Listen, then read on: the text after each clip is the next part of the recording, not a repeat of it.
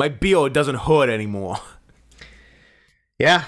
My hair doesn't... Your hair doesn't My hurt hair anymore. doesn't hurt anymore. They got us. They hate crimed us. I've never been hate crime before. It didn't. You know what? It's interesting being on that end of one. I didn't think about it till right now, but my last 2 wrestling matches in 2 different promotions, I've been hate crimed in both of them. You've been hate crimed. I had my tail cut off in Vancouver and my fur shorn in Washington. Yep. Unacceptable. I know. Why? It's a terrible life to live, Scott. Is it fun to do bad things to me? Don't answer that question. Yeah, I mean, I've done bad things. I was gonna say before. once I asked it, I'm like, I know what the answer to that is. I cut your tail off once too, and wore You it as a necklace. Cut my tail off once. So you want a spoiler? I think next show in Vancouver we're doing tail on a pole. That's not bad. That's not bad. But didn't you get it reattached already? I took it to Jordan to get reattached. I don't think he's done it yet. So I messaged him. You're like, yeah. I was like, can you just sew up the tail at the top so stuffing isn't bursting out of it, and then keep it by itself, and then next time I see you, I'll get the tail. I'll get the tailless singlet, and then take both to Vancouver and wear it for that show. Canonically get the tail back in Vancouver, and then bring both down to you again next time I'm in Washington, and then you can reattach the tail in April. Right. Yeah. So it's a good thing I have multiple sets of gear, or else this would be a mess. The things we do for our craft. The things we do. Oh, here's the gear. Please fix it. Oh, JK, please don't. JK, the promoter just called me and said, "Don't fix your gear." So weird. So weird. Yeah. Hey, hopefully this on a pole match goes better than our last on a pole match. Have I ever done an on a pole match? Yes. Have I? Oh, yeah. Like a couple months ago, dummy. I guess really recently. I mean, that much went okay. It wasn't like, it didn't get I mean, it was okay screwed other up. than... It didn't get screwed up, because I don't want to say the F word in the first couple minutes of the podcast, because I hate YouTube. And I hope the irony is that we're going to get demonetized by someone manually reviewing this and hearing me say I hate YouTube, and not a swear. I think we've said I hate YouTube on every episode since then. Yes. So and a number have been demonetized. So maybe more that's than what it is. half. But didn't they say it was fine to say that? You're allowed to tell them that you hate them. I think you're allowed but to tell them that you hate them. can't call them a racial slur or some kind of... I think you can't make direct threats of harm against Susan. Susan, you beep. But otherwise, I guess you can express your dissatisfaction. I don't like doing this podcast without being able to say... End the sentence. I don't like doing this podcast. I don't like doing this podcast. Fucking thing sucks. Oh, I swore. God, it's early and it's whatever. It's 3 minutes. It's not the first 15 seconds. Idiot. It's not the first 50. Shut You were up. so mad at me. Shut up. You were like, It was hey, the first don't... word you said. It was the second word you said. No. Oh, well, the first time. Yeah. And then we had to re-recorded it. Do another take. Yeah, but whatever. Yeah. Hey, everybody. Hey. This is the worst year of our lives. It is. AKA the news. I'm Drew. That's Scott. Hi. I don't even recognize myself anymore. I don't want. I'm glad the microphone blocks most of your face because I don't want to look at it. Drew doesn't like looking at me anymore. I'm not sure if I like looking at me anymore. I get scared every time I look in the mirror in the morning. I mean, I'll get used to it because that's what you used to look like, but it's been 2+ years. Hopefully, by the time you get used to it, I have a big full beard again. So you never have to get used to it. I'm a little disappointed you didn't completely shave, like down to the skin. Not. Why? I don't like it. I guess, but it gives your skin a chance to It was short enough. Refresh itself, and then you get new hair growing in. After I was shorn on Friday, I had to at 4 a.m. when I got home. Before uploading the podcast, or did you wait? Cooler heads prevailed. I'm like, I'll do it in the afternoon on Saturday, whatever. Smart man. I did not want to do things when I got home, but I did want to clean up my face because I didn't want a weird patch of hair hanging off the right side of my face like it was. Or the soul patchy part that you still have. It was as long as the rest of They basically didn't touch mustache or soul patch, so I had a pretty cool look going on. I guess. But I cut everything as short as the shortest part that they shaved, which was Right. It was down like it was a number one basically. It was all the way down minus being bald. Right. Yeah, but it was short. I've put on a decent bit Amount of scruff. in the 6 days interim. I guess it is 6 days. It is 6 days, so I'm looking forward to a couple of weeks from now when my double chin is less defined. Oh, you like that one? I want to be mean to you about it, but I also have one when I shave, so I'm not gonna say things I can't take back later. I mean, I brought it up. Like, are you like? How are you going to hurt me more? No, I'm not. But I'm What do you have? I just wanted to say a mean thing about you having a double chin, but then I'm like, oh, when I shave, I also kind of have one. So I mean, say the mean thing. I already brought it up. no, I think the mean thing was you having a double Yeah, chin. no, I'm aware. Yeah. No. Yeah. I mean, I said to him, to you when it happened, that like you're gonna wake up tomorrow, you're gonna go look in the mirror, and you're gonna like be a scared. There's a fat baby in the mirror. There's a stranger in my house kiss me, and I'll tell you who it is. There's a strange fat baby in the mirror. But that's a weird thing. Even like not having the top knot, and I can actually like fully like run my hands through my hair, and I'm just like, this is weird. The first like on Saturday, I was like, playing video games, watching movies for this god awful podcast, and I would literally just with one hand just like back and forth, just like massaging my scalp, because with the longer hair, it gets tangled, or it's usually up. So like when it's up, I can't like I can only do like around the sort of brim, but now it's like front and back, and I'm just sort of like, this is great. Like, I don't like having shorter hair because I feel like I always have to maintain it more. Like, I'd rather just leave it up or put it in a hat or a toque, right? Or a beanie for American listeners. But yeah, I like the massaging my own scalp while I watch movies and play video games because it feels nice. Yeah. I also have one of those like those like fingery things. I can use that again. I just don't know where it is. It's in the house somewhere. I want it. I'll find it in between episodes. It's in one of two places. So I'll find it in between episodes, and then we can take turns massaging our scalps. A scalp tingler. Yeah, a scalp tingler. Speaking of not having a top knot, the aforementioned Jordan, our Washington wrestling gear guy, because we stopped at his place on the way back from the show. Late night to drop off things I wore at the show. Is this going to go where I think it's going to go? I'm interested where you think it's going to go. So you go. That my cut off hair ended up accidentally being given to Jordan? No, I thought you still had your cut off. I have no idea where it went. Oh, really? You didn't? It might be in the t-shirt box. Okay. Because I put it on the table, the merch table. Yeah. Waiting for somebody to come over, and I could be like, "Hey, you want to buy the hair?" But then, like, it was dark, and like the crowd had kind of thinned out a little bit by the end. And then the next thing I knew, you had packed up all the shirts. Oh, so I don't remember packing hair. But I honestly couldn't tell you then. I have no idea where it was. Okay, I have my beard in an envelope. If anyone would care to buy it, make me an offer. Please don't. You want to sew it into for the love of God, please don't. You want to sew it into a pillow? You want to do a voodoo? You've done some awful things in your life. That's You've not made true. me do some awful things in your life. Neither of those things Please, are true. for the love of God. I'm selling my beard. Do not sell your beard hair to some weirdo on the internet. I'm selling my beard hair to a weirdo on the internet. And if you want to be that weirdo, hit me up. Twitter at not Scott Henson. And in case you want to hit up Drew about my beard, where should they hit you up? At Sarian Softpaws or Drew Sarian on Letterboxd. There you go. So where it was going was so Jordan saw my face and he was like, "Whoa!" And I was like, "Yep." And then we talked for a bit, and then I mentioned that you got your top knot cut off, and he could not have been happier. Oh, really? He was thrilled. He's like, that had to go. Well, Jordan and my father are two men who have the same opinions. Jordan's something of a fashion boy. Sure. A Silk Sheets sort of fellow. Absolutely. He's got a long handshake. As a cobblestone boy. Yeah, and I think... confirmed bachelor. I think 2016 hair fashions do not sit well with him.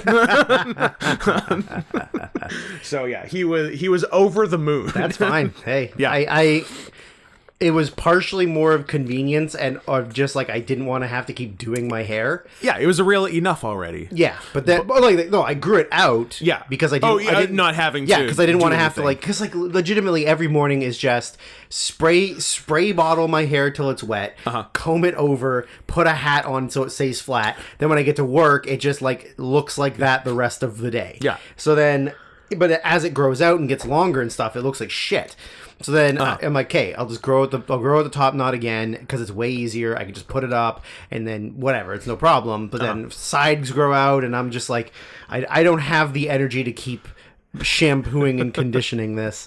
So I was like, it's time to cut off the 3 inches of dead ends that I had, and yeah, couldn't handle it. Well, all hair is dead. The movie Old taught us that. That's why when you age at 8,000 times the regular pace, your hair and nails don't grow because it's all dead. She was so thick. the thickest 5-year-old. And the mind of a phoebe. I guess a child, not a phoebe. What a gross movie. What a gross movie. Somebody... Hey, police, go arrest Mr. M. Night Shyamalan. For his various crimes. But especially the one where he made a 5-year-old girl age super fast, and then when you blink, she's 19 and just... hella stacked. Dummy thick. Just and so like what? Fucking, like, oatmeal. I'm not supposed to just... beat off. I remember as soon as the movie was over confirming that she was above 18. She's 18 and legal. And like they knew it. And like the ill-fitting swimsuit, because of course purpose. They didn't have any swimsuits for 19-year-olds. Oh yeah, they knew what they were doing. Island. He knew what he was doing. I mean, this was all very intentional. Well, and then he made the other children have sex as adults, or like after having been children 3 hours ago, and then get pregnant. Yes. Yeah, and then the baby grew at rapid speed. That movie is insane. It is so bad, but it is, when you really think about it, it is bonkers. It's truly bonkers. It makes me mad in all kinds of different ways. One, I'm like, I wonder if he's going to be able to like keep up the streak of every movie being worse than the last, and I think it actually is worse than Glass. So like it was like infuriatingly bad that way. And like his cameo is one of the worst cameos that he's done, and he does a lot of bad cameos, putting himself in his own movies. I like it when he's, as does somebody we'll talk about later. I like it when he's Jesus in Lady in the Water. He's the brown savior. So like that made me mad. The quote unquote twist, Shyamalanian twist in it made me mad. And then just one thing that would make me madder than anything would be just rewatching it now and just imagining how good it could have been if it was Furry Beach instead of Old Beach. So perfect. God forbid that one of our listeners pay money to make us watch Old again. That would be horrible. It sort of would be horrible, but if you gotta go for it. There were two things I liked about that movie that weren't dummy thick bowl of oatmeal. Thomasin. I don't remember her last name. Her real Thomasin. Also, by the way, Thomasin's a horrible name. Terrible but name. She is a Kiwi, and they have weird things. Yeah, they don't know what they're doing.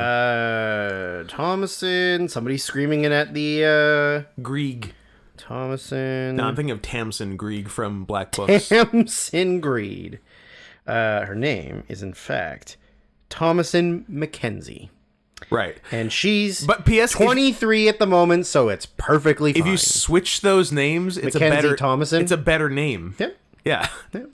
I'm fine with that. But God, she's dummy thick. Also, she's in what other movie was she in that she did some almost completely nude, and I had to again check The History of the Kelly Gang, which was two years earlier. Yeah, and there's 19? like some excellent side boob and bare butt, and I was like, I feel like she's too young to be doing that. And I looked and I was like, no, we're good. Close. We're chill. Okay. We're chill. So the two things in Old that... the two old things in Old that weren't her being thicker than a bowl of oatmeal were I liked Rufus Sewell's rapid dementia and being like violent. I thought that was interesting. Yep. And of course, like how fucked up the scene was of the one with the bone disease going in the cave, and then her body just being completely fucking mangled. Where she did a Suspiria. Yeah, that was creepy. but also like stupid. Yeah. But fun. Yeah. Like fun, creepy, but stupid. Which is sort of, if you were to encapsulate Shyamalan's career. Yeah. Creepy but stupid. Yeah, like I remember seeing The Village in theaters with friend of the podcast, Kelly Summers. Yeah. And Noted bad dog. no, he was a good dog. He was a good dog last time. Credit where it's due. I remember seeing it in theaters, and then it ended, and there was just like a pause for not these pause, like a pause. Okay, not good pause. For like a few seconds, like a minute, maybe like a minute. We just kind of like were watching the credits, sitting there quietly, and then without really like communicating to each other, just kind of turned to each other and was like, "That was bad, right?" And then, just to be clear, yeah, like because and to be fair, because a lot of people may be too young to remember this, because The Village in theaters time, we didn't really know that Shyamalan was bad yet. no. He had two great movies, and then one very middling movie, which had its strengths and gigantic weaknesses. And then this was his fourth movie. What's the thing that can kill us? Okay, let's go somewhere where that's 90% of the place. And it's also in the atmosphere. Well, that's what I'm saying. Like, it's in the atmosphere, it's in the air. Yeah. Like, and it comprises a large portion of the planet. Most beings on the planet are made of it. Yeah. But let's go there. Swing away. Swing away, Meryl. Why do I still remember that? I don't know. I don't know if I've seen Signs since the theater. I like everything about that. Like, that movie for me is like an 8 out of 10 all the way to the third act. And then the third act is like a 1 out of 10. Yeah. Like, it really completely fell apart. Yeah. Like, why couldn't the aliens get through the doors, Scott? They're made of wood. Like, they're super beings that are bigger than you, and they can't get through doors? Why were the doors in the Holocaust made out of wood? Well, this podcast is over. I'm just asking questions. We are fully demonetized. Not just this episode, the podcast is demonetized. We've lost. YouTube has kicked us off. You were listening to this on Rumble, Truth Social, yeah, BitChute, all the big ones. Yeah. That's the only place that would let us come back after Scott asked why all the doors in the Holocaust were made of wood. Question. But yeah, seeing The Village in theaters, we didn't know he was bad at his job. No, we didn't know. And then we were like, oh, does bad. Is this just everything now is just him having a weird, like, bad twist? And then you're like, oh, Lady in the Water. I wonder what this one's going to be about. Oh, he's Jesus and he writes a book. Yeah, P.S. After Lady in the Water, we knew. Oh, yeah. Even like halfway through Lady in the Water, I was like, uh-oh. He's lost it. Yeah. Whatever he had, the magic in the bottle that he had before is completely gone. Yeah. Like, he is garbage. And then Split was pretty good. Split was pretty good, but because he wrote it at the same time he wrote Unbreakable. Right, yeah. It was before he he got bad. It was a relic of non-terrible Shyamalan. Yeah. And he just like was going through a drawer one day and was like, oh yeah, I wrote this. And if you don't believe me, watch Glass. Yeah, fuck. Yeah. I mean, I like The Visit. I thought The Visit was really good. The rapping kid was really cool. Yeah. I mean, you're always going to have shit kids in every fucking movie. But yeah, like... I thought that one was like, oh, maybe he's back. And then I was wrong. He's not back. Doesn't he have a new one? He has a new one coming out. Knock the Cabin with Big Dave. Yeah. Oh, Big Dave. I like Big Dave. Only does good movies, as per him.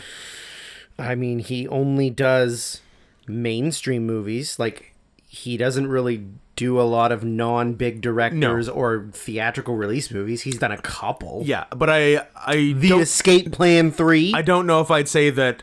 No, I mean, he only does good movies. Yeah, he's done more good movies than you'd expect a wrestler to. He's like 50-50, probably. Yeah.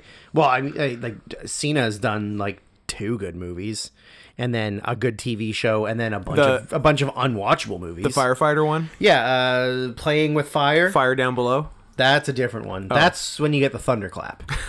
That's when your downstairs is real itchy and hard to contain. Did you expect us to talk about M. Night Shyamalan? Oh, absolutely. This long? Oh, you did. I've been pitching for this podcast to be exclusively a life perspective of what's his first name? Mr. Mr. Night Mr. Night Shyamalan. When you're this big, they call you Mister. I love it when you call me big, Mister. We're in the middle of this all request. You people have been doing a pretty good job of getting in your late requests. We're filling up real quick. P.S. His name is Manoj Neliatu. He's not even. So he's a liar, is what you're saying. He's a liar. Anyways. So if you'd like us to watch Old or a better movie, or Signs, or The Village, or anything he's done, or even, God willing, a movie by a different director, you can still do that. And because you've been so good to us, we'll be good to you. You can now do it for the low price of $75 per movie request. That's right. You heard me right, Drew. What a great gift to give them. It is a great gift. Our listening audience who never complain about anything. And they're pretty good. We're going to give them this beautiful, gorgeous gift. It's true. Of paying $75 for a movie under 90 minutes or less. You're still going 90. For 75, I'll maybe let a little more go. 95 minutes. You know what? You get $25 extra. You get 5 extra minutes. You are tough but fair. Thank you. I like that. Okay, 2 hours or less. Preferably less. Cannot stress enough the less. Yeah. Request a music video. Yeah. You wouldn't be the first. Request a 5-second clip of a horse kicking a guy. Request something from 5-second films, but not the movie they made, Dubro Party Massacre 3, because we already did that, you silly. And it was fun. It was what very would fun. Be even better is a 5-second film from 5-second films. I guess they still exist. Yeah. Who's to say? So there's that. So send $75 or more, go nuts, to paypal.me/notscotthenson, and we'll keep this train rolling, I would assume, indefinitely. Well, we got, as of this moment, 4 more episodes. After this? This one plus 4. This is 6. This is 6. And then we just added 10. So yeah, so 7, 8, 9, this 10. plus 4. Yeah. Taking us into mid-February. If you want this all request season to just continue, keep doing it. Keep requesting things. Here's why I'm mad. Listen, we're also open to negotiations of other things. Sure. You can give us less than $75 for something that doesn't matter. 2 seconds clips of something. That's sure. Because I believe. But don't make full length requests. No, don't be stupid. Don't act stupid. Don't act a fool. I believe Liz from YouTube comments, but a man's name from the PayPal, so I'm confused. But regardless, that person, Liz Carmouche, Liz Lemon, could be Liz Lemon, Liz Hurley, lots of Liz's out there. Lisbon, Taylor, Portugal. Ooh, capitals. Yeah. They. Well, I would have said she, but I got really thrown off by the PayPal name, so I don't know what's what anymore. Maybe it's a polyamorous couple, or maybe they both just share the same everything. Maybe it's just a man controlling her finances. Ooh, that's my kind of guy. Amaranth style. Was that the one? The titty streamer? Yes. Yeah. I think about her and laugh once a day. Amaranth? Yeah. What was the name of... I mean, I don't know if I want to dox them on air. Doxing! What's the name of... It's an undoxing. What's the name of Timmy Joe's wife? Amethyst. Amethyst. Could never remember that. Here's how I can remember it. I can remember it from someone else not remembering it. So we have an East Coast wrestling friend by the name of Timmy Joe Renegade, and he loves it when we call him Timmy Joe. He definitely, it's like his favorite thing in the world. He hates it when you call him TJ. Yeah, much prefers Timmy Joe. And he has a wife, or did. I honestly couldn't tell you the last time I talked to him. It's been a while. Timmy Joe, hit us up. I'd like to say hey to you. Every now and then, I think he comments on something on Twitter, so he's around. I don't know his current marital status, but I hope he and Amethyst are still rocking it. But he was here for a show along with his wife Amethyst, and noted Beyond Wrestling promoter, one of the biggest YouTube presences of any indie promotion in the world, Drew Cordero. For the life of him, not unlike yourself, could not remember her name because it's an uncommon name. And he's like, what's her name? Amaranth, Prometheus. How am I supposed to remember her name? I'm like, her name is Amethyst. So think of the word amethyst. I'm like, I don't know. It's a thing. Just remember that. So that's how I always remember it, from yelling at Drew Cordero. I couldn't find him. Well, I mean, I just typed in like TJ Renegade, like all that stuff. Yeah, I can't remember. It came up with an at TJ Ren, whose name is Renegade 96, which is probably not him. But joined October 2022, has done almost nothing. Literally no tweets, maybe a couple tweets and replies, no media, 1 like of a Metallica song, followers 0, following 5, and of the 5, following Amazing Astronomy, Metallica, Pokemon Go, love it, To the Polls, Classic Rock in Picks, and number 5, but probably number 1, Ben Shapiro. Now, follows are not always endorsements, Drew. Not necessarily. Except mine. You just want to see some crazy person. Every one of my follows is an endorsement. Okay. So go through. I'm going to go through your entire... If anyone wants to go through my follows and think, who is Scott endorsing? Apparently it's a lot of gay furry artists. So that's where I'm at. You know where your bread's buttered. I do. Followers. So that's requests. Anything else on that? Shoutouts to TJ, of course, getting a lot of play. I guess we should talk about the fine people at manscaped.com and how you should go there and use the code CATS20, CATS20, to buy any and everything they have. Did I get a new shipment of product from the fine people at Manscaped this week? Yes, I did. Am I both wearing it and looking at the package right now? Yes, you are. So we both... Is it like angel's wings, but it looks like a butt? I believe so. I think it's balls. It is balls. Yeah, it's definitely balls. Angel wings balls. So I like it. So with our initial starter kit that they started us off with, they gave us like the main package. I believe the Performance Package 4.0, if I'm not mistaken, which covers almost everything they sell. But the that package, when at the time it was sent anyway, contained the Boxers 1.0, which we have discussed and enjoy. They're very comfortable. But I was wearing them when you got here. You were wearing them when I got here. But are you still wearing them? I'm not wearing the one. Well, that's interesting. And the reason for that is I was offered more free stuff by them. And what am I, not going to take more free stuff from them? Absolutely. So I did. Because they're no, you got this wrong. Because they're great like that. They've been very good to us. And I can't wait to actually get money from them at the end of the month. If they are true to their word. So I got... Well, I mean, we did technically sign a contract. We did sign a contract. So I guess we'll But it's like a contract on the internet, so like, are those real? That is a good point. I don't know. Yeah, I digitally signed it, as did they. Yeah. Does that count for shit? I don't know. I don't know. We'll find out. We'll find out come end of Feb, because after I invoice them, they have 30 days to pay. Right. So we'll see. I'm looking forward to it. I guess we'll find out. So in my new batch of free shit, I requested a second, even though I'm not even a large part through the first, Crop Preserver ball deodorant, because I love it. It smells great.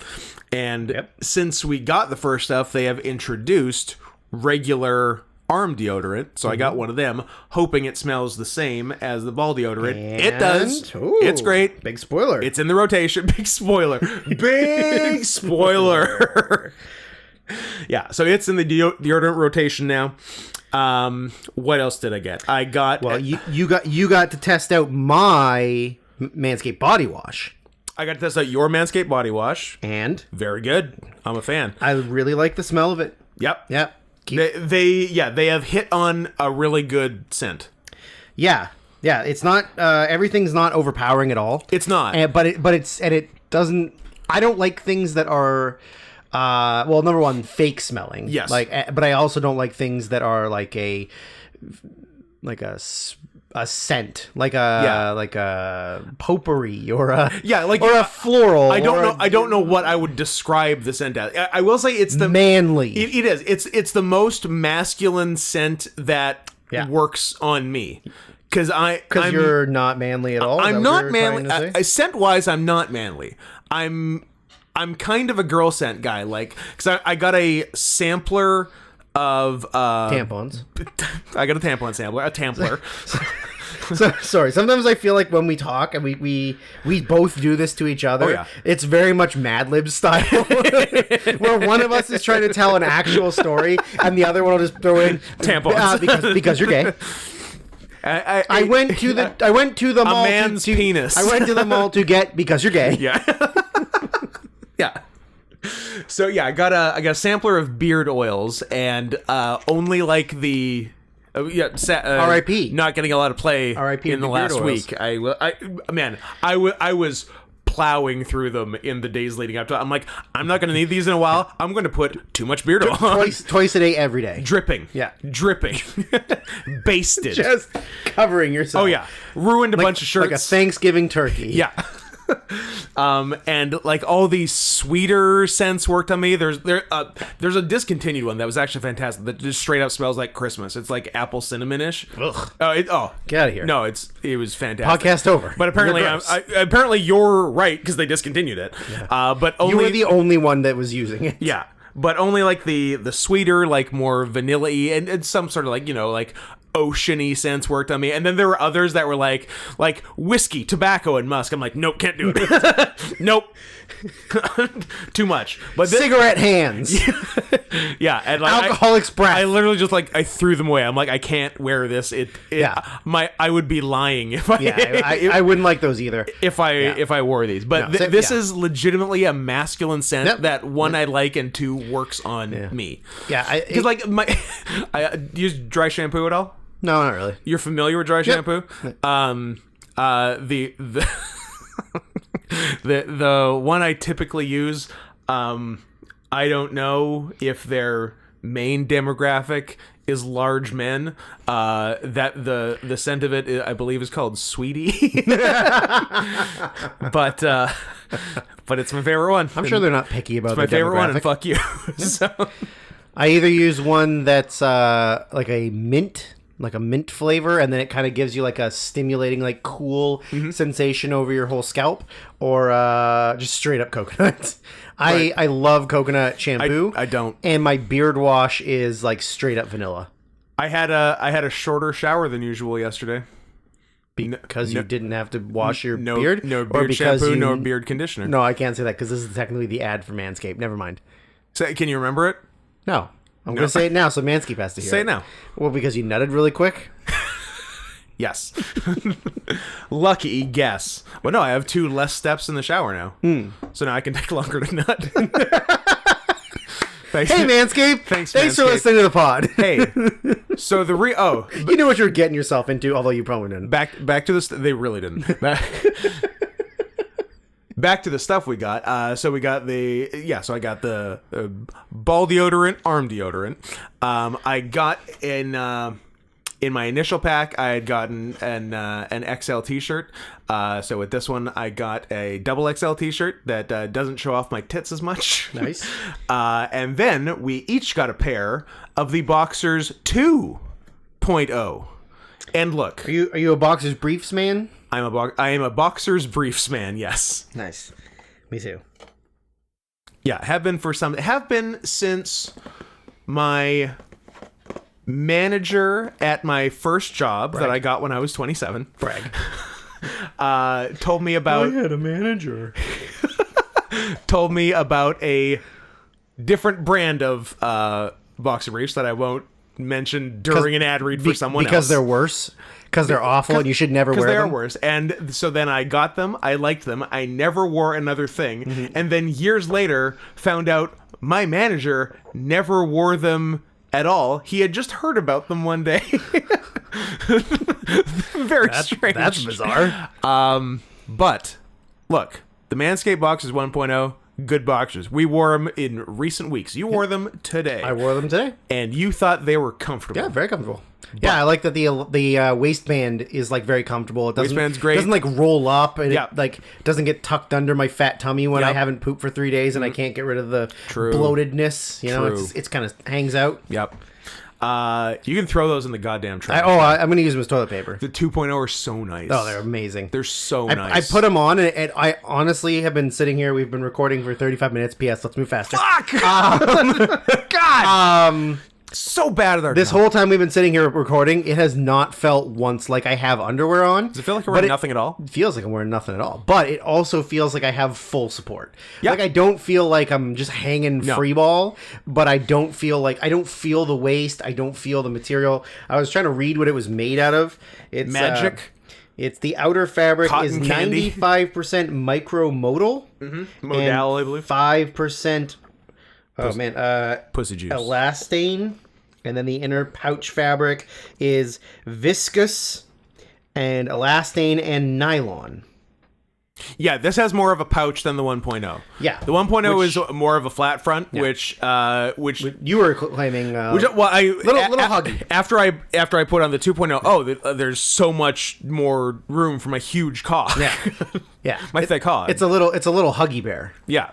And this one's a little mama great. bear. I will be getting more of the. I will be getting as many free pairs of this as they deem fit to send me. Yeah, every time they ask for new stuff, like I'll take like 5, 10. Can I get like a bunch of boxers? Can you just send me a pallet? Yeah. I'll like a pallet full of the 2.0 underwear, please. A drum of boxers, please. A vacuum sealed drum that when I open them, it's like a can of snakes and it just goes everywhere. Underwear. Oh my God. So yeah, this has been a boxer centric ad, which is fine. We didn't need to hit every product every time. You can go to their site, see all their products.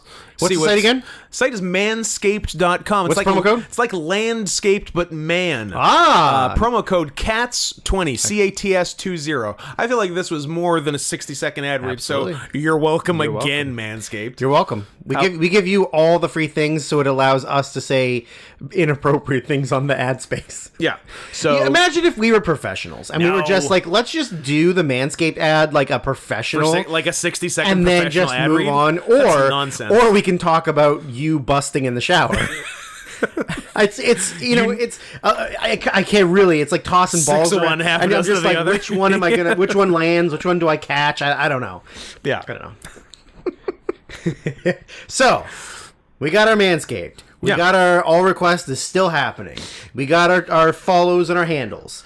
We also I'm on Cameo. I was gonna say we cannot neglect the fact that Scott is on Cameo. That's true. Cameo.com/Scoot. You want me to say something? I'll say you want to be the first one to order a beardless Cameo? Guess what? Ooh. Although when I posted my beardless picture on Twitter, one of the first responses was, "I don't know about that Cameo anymore." I'm like, whoever that was had the same sentiment that I did. As soon as we got in the car on the way home, I actively couldn't look at you. I can't look because I was like, you look like a stranger. I had stranger danger getting in the car with you. Who's this monster I'm going home with? Yeah.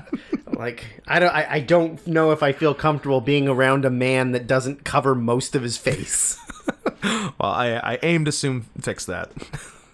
But yeah, Cameo.com/Scoot. Don't be like that guy. Although that guy was one of the recent film requests. Although, we had two very sweet film requests. Because I was talking on stream on Sunday about, like, people were like, hey, have you seen this? Have you seen this? I'm like, no, I haven't seen anything I want to see, and I may never again, okay? And then very quickly, one guy sent $50. He's like, hey, watch whatever you want, pal. You deserve it. I'm like, that's like the sweetest thing in the world. Yeah. And then... yeah, and that one was ostensibly for Tar, but I guess it still is dealer's choice because Tar is 2.5 hours. Oh, yeah, that's true. Yeah. I almost got to buy it on Blu-ray, but apparently only Videomatica has it, and I didn't have a chance to go. Sad.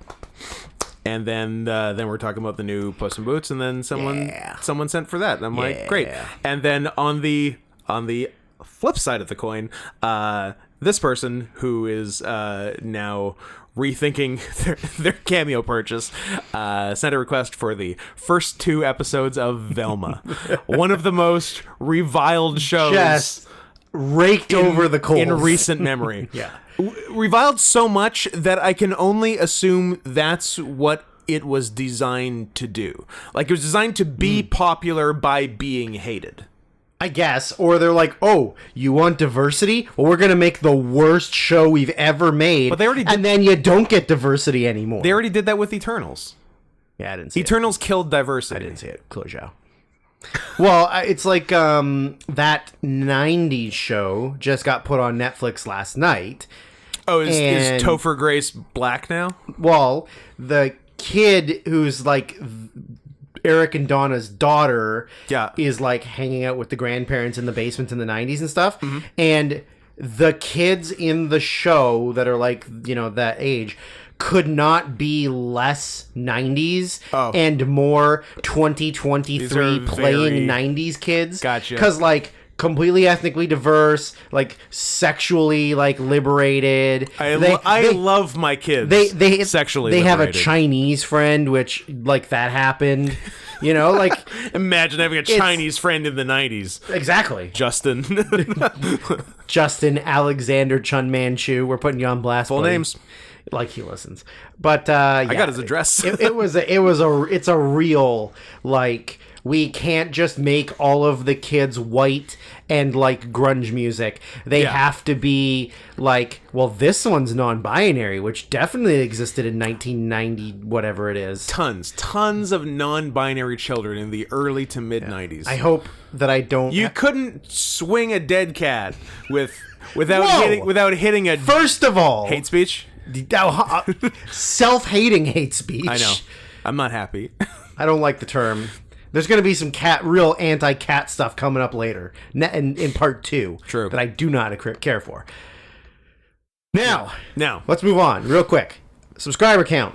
Who we got? Who's the names? Who's the people? Roll call? Roll call. Let's do it. Let's give a roll call of all of our YouTube. Keep talking while I find it. Dude Dogs, Thick Hogs, the third one that we're not good at thinking up. I renamed it to Top Hog and Top Dog. Which I like Top Hog. I don't know if I like Top Dog. Oh my goodness. Did we lose a subscriber today? You son of a bitch. Ooh, can I figure out who it is? Yeah. It was our number 1 follower. Damn, who would it be? Damn, I think you need to just keep screen capping it every single day. I think I have an earlier screen cap. So I think next week we can find who the betrayer is. Are all the important people still there? The ones that we would know are still there. Oh, no. I almost knew who it was, and then I didn't. Oh. Is Caraxa there? Yep. Is Maddie there? Yes. Is third person that I know is a subscriber to us. Well, here's all the subscribers. There you go. And then we'll see if we can deduce who just left us, because it should just tell you. But you have to do your own science to figure it out. So we've got Maddie. We've got Maddie. Noted non-creep, Brandon H. For now. Also, Brandon H., who I believe was off work for a while on Christmas-ish times and now is back and is talking about going top tier. So it's things like that keep you from being a creep. It's a real Cody Rhodes taking the pills so he doesn't get fat like his dad. Exactly. Yeah. We got Nick S. We got Caraxa Collins. We got Zachary K. We got Tommy. Zachary K. We got Eve. We got Brian Palmer. We got Jimbo Jones / Zimbo Venus. We got Brian Silverman. The second Brian on the list, but the first Brian with a Y. And most recent joinee as of 5 days ago, Nathan Douglas. Thank you. And I remember who the one who dropped off was, which was a person I didn't recognize that much, but I think from the Twitch chat, Purple Fire. So Purple Fire, if you're listening, get back on the trolley right fucking now, or you and I are going to have a problem. What, you didn't like the early episodes? What, you don't like the upcoming emotes? Badges? Coward. Are we not doing enough for you? If you want the free stuff, you don't want to pay for the premium stuff, get out of here. Get out of here. We don't want you. So yeah, so thanks to all those folks. Spread the word. I do believe there are more than those 11 people listening right now. So if if your name wasn't read, hey, go to the youtube.com/@notscotthenson and click the join button. You can do it at the $5. You can do it at the $10, and if you got any balls, you do it at the $50. There you go. Cool. Cool. I have received 2 direct messages this second in the in the 45 minutes we've been preambling in the very recent past, thinking that I'm Steve Harvey. Yes. So let's have a look at him. This one is from an old black guy who has one of the best old black guy names I've ever seen, Wilton M. Eversley. Big fan. Hi, Mr. Steve Harvey. My name is Wilton Eversley, and I'm 85 years old. I wish you could look up an old case I had years ago, Wilton Eversley versus M. Bank. My lawyer railroaded me by not filing for summary judgment. Nice. Maybe you can do something about this so that others who are faced with similar situations... End of sentence. Thanks. Thanks, and may God bless. P.S. I'll like to meet you in person someday. Black prayer hands. I love it. I have my limits of being mean. Do you play within it? I have my limits and I play within it. I couldn't be mean to this man. I sent him Black Power Fist. Yes. And that was that. I couldn't that's all I could do. I couldn't I'm sure if this court case took place anytime before, I don't know, 6 years ago, that his lawyer absolutely did railroad him and totally fuck him over. Yeah. Way to swear, now we're getting demonetized. My bad. And then the other one is from Nefer Kui. Okay. Nefer KWI. Those aren't words, but okay. They aren't words. Who sent me a YouTube video of some not great art that I guess he just did it himself. Okay. And this one I did not feel bad about, so I did my standard. If you're gonna message me, at least follow me. And but a twist ending. Sounds good, but I thought you were my frat brother, Steve Harvey. I'm like, so he doesn't think you're he doesn't think I'm famous Steve Harvey. He thinks you're another Steve Harvey. He thinks I'm his black frat brother, some other Steve Harvey. So that was that is wild. That was fun. That is absolutely fucking wild. That somebody thought you were a different Steve Harvey. Yeah. All right. Just look at the profile picture. Or read the profile. Read the profile is more. I don't think your black frat brother Steve Harvey is a phrenology enthusiast. I don't know. I think you should. Did I tell you that someone messaged me that they were unfollowing me because of the phrenology enthusiast thing? Mm-hmm. Did I tell you that? No, yeah. I don't think so. Well, they did. Oh, that's sad. I'm like, hashtag sad. They're like, that shit's racist. I'm like, it's also funny. It is funny. It's funny because not that many people know what it is, and then those who do, they're like, he's being racist. I get it. But funny racist. We're having fun.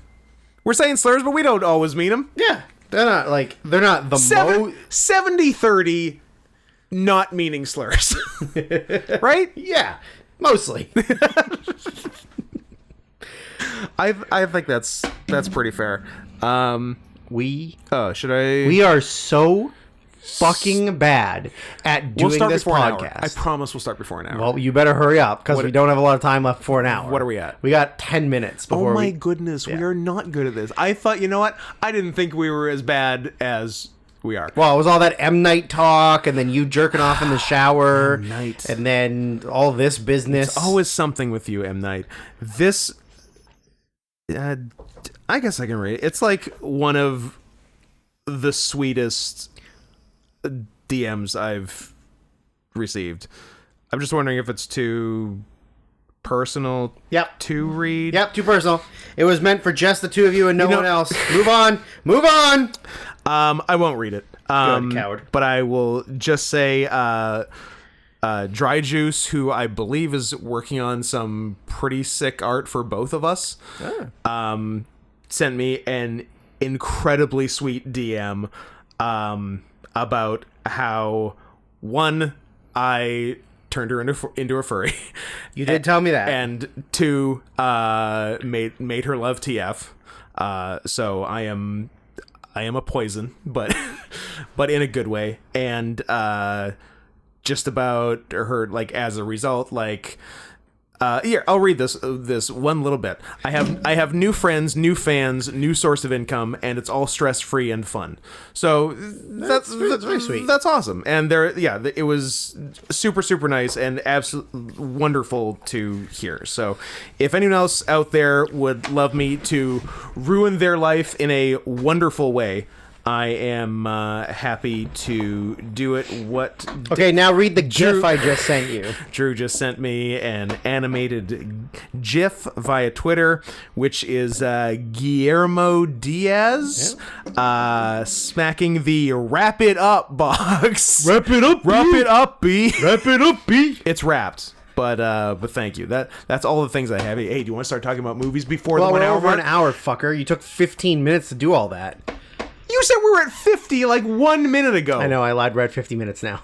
I thought so. That seemed too fast. But it's probably good you did that. Because now we can start in the 2 digits on movies. I'm so tired already. Are you so sleepy? You know what I like though? Is I like that in between. How sleepy are you? In between episode, like in between parts of the episode, we're gonna give ourselves a treat. Ooh, what's the treat? We're gonna watch a thing together. Oh, we are gonna while we eat food. We're watching a next week movie. Yeah. That is going to be fun, and then we're going to eat things. So both exciting things. Also, someone brought up the treat we had promised for getting us the Manscaped sponsorship. Yeah. We are still doing that. Yep. It's just we have to do all this first. And also, there needs to be more also back off. conducive weather to doing more conducive. Well, there's things one thing that we wanted to do, and there was one audio thing you suggested too, which will be fun, but also we'll do that after requests. Yeah. So there's too many requests. Do you not realize how hard it is to watch 11 movies in a 6-day period? Do you know you also have a job? Do you know crippling depression? Do you know we got 110 movies? Have I said that out loud? Maybe you should just back off. As of right now, we have 110 movies. Yeah. How many of you have watched 110 movies in your life? Probably not a lot. Yeah. What do you think? What do you think my count is for the month? 110? I mean, it could be. It could be. My count so far this year. So this is January 1st to 20th? To 19th. Well, did I watch one today? No, I didn't watch one today. It'd be weird if you watched one today. I'm at 29. That's good numbers. That is more than one a day. That's a lot more than one a day. That's nearly 2 a day. Every single day. Every single day. No days off. Because if you have a day off, you have to watch 4 the next day to keep the average up. Yeah. I mean, there's definitely been some days where I watched 6 in one Absolutely. day, so. A week ago, Monday, Tuesday, I did a whole podcast's worth. That's crazy. On the Monday, Tuesday. I think I did 6 a day. I guess it would help if I stopped watching every Sasquatch documentary on Tubi. Stop watching. I mean, I'm done. They're all done. I've seen every Sasquatch documentary made. Some twice. Some 4 times. Because he's real to me. Damn it. We'll find him. Every time we've done an episode so far, there has been wild and wacky and just unintelligible anime. We have to watch 1 or 2 movies that are an entire season or 2 seasons worth of a show, and it is completely nonsensical. It's insane. We do not understand a thing that's happening. And sometimes they have sad TF and then euthanasia. Yeah, because the TF was too sad.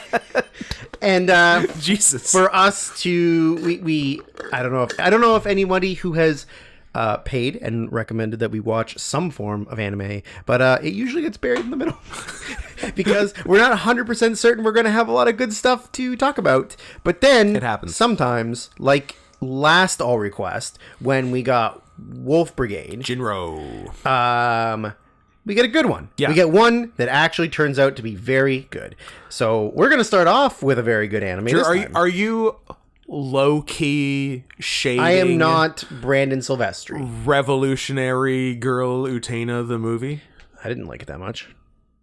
Yeah, because it was incomprehensible. Yeah, I didn't care for it that much. However, what I did care for was 1993's Ninja Scroll. From Zachary K. Zachary K. Subscriber. A subscriber who I then hit up on Twitter and told him I liked it, and I almost watch it twice. Ooh. Because I was like, I'm sure there's stuff I missed, but I was like, no, I have 5 other movies I have under to get different through. circumstances, by all means, rewatch. Will I return to it? Yes. Sure. Will I see if there's a Blu-ray copy of it for me to buy? Yes. Why not? But I'm not going to spend $70 like the Blu-ray for Wolf Brigade. Yeah, I think also Zach via comments, or maybe some other anime expert, said this is the same animation studio as Redline, also Yes. from this. No, I think we looked that up last time off air, didn't we? Maybe, but someone said something in comments okay. recently. Yeah. Redline and maybe a Satoshi Kon movie, maybe A Perfect Blue or something. No, that was me talking about the one that I bought, right. Deer King. Yeah. Yeah. Yeah, so Redline and something else we knew. Yes. Yeah. Anyway, the animation's real good. Looks great. I'll give you the 2 trivia things that I have before we started. That this movie was not at all well received in Japan. Oh. Nobody cared about it in Japan. It is almost exclusively a fucking weeb thing. Like, I like it. it I bet there's it had no a decent chunk of stuff like that. Probably. That only hits with weebs, and actual Japan is like, whatever. Yeah, they were like, this is not anything fantastic, and then the weebs saw it and were like, ooh, Gotta have it. I need this in my life, and I need it to become my life. Yep. And the other one was that the concept for Ninja Scroll arose from the director's fascination with ninjas.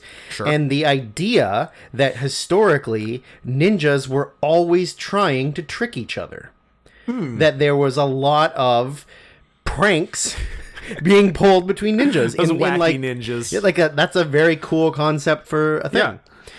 Yeah. So my very first note is this gives me very Attack on Titan vibes.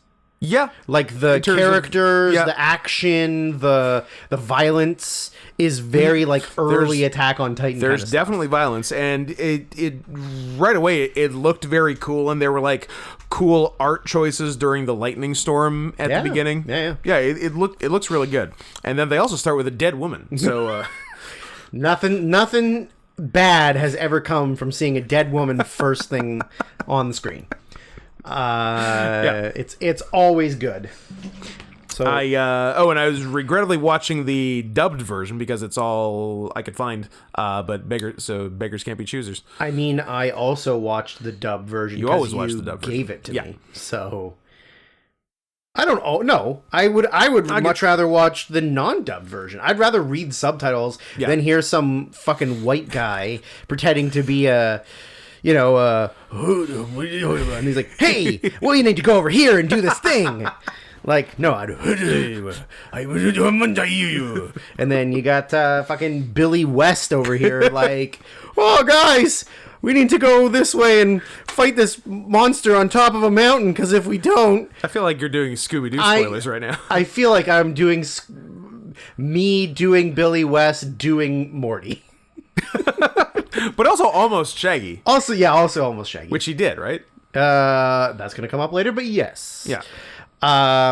So Billy West is the name of a young person, but Billy West must be 60 years old. He's like 150 years old. Yeah, he's the oldest man alive right now. I don't know if you knew that, but I didn't. I do know that the oldest person in the world just died. Yeah, I saw that. Some French nun? And now it's a Jap. Is it a dirty Jap now? I feel like the Japanese, even though we dropped nuclear bombs on them, I mean, not we, but even though I didn't. Speak for yourself. Even though white people drop nuclear bombs on the Japanese, I feel like a lot of them live forever. They do great. They like, there's always, if you look at like the 10 oldest living people, it's like 7 Japanese people, and then a bunch of like 1 American, 1 French, and 1 British, or something like that.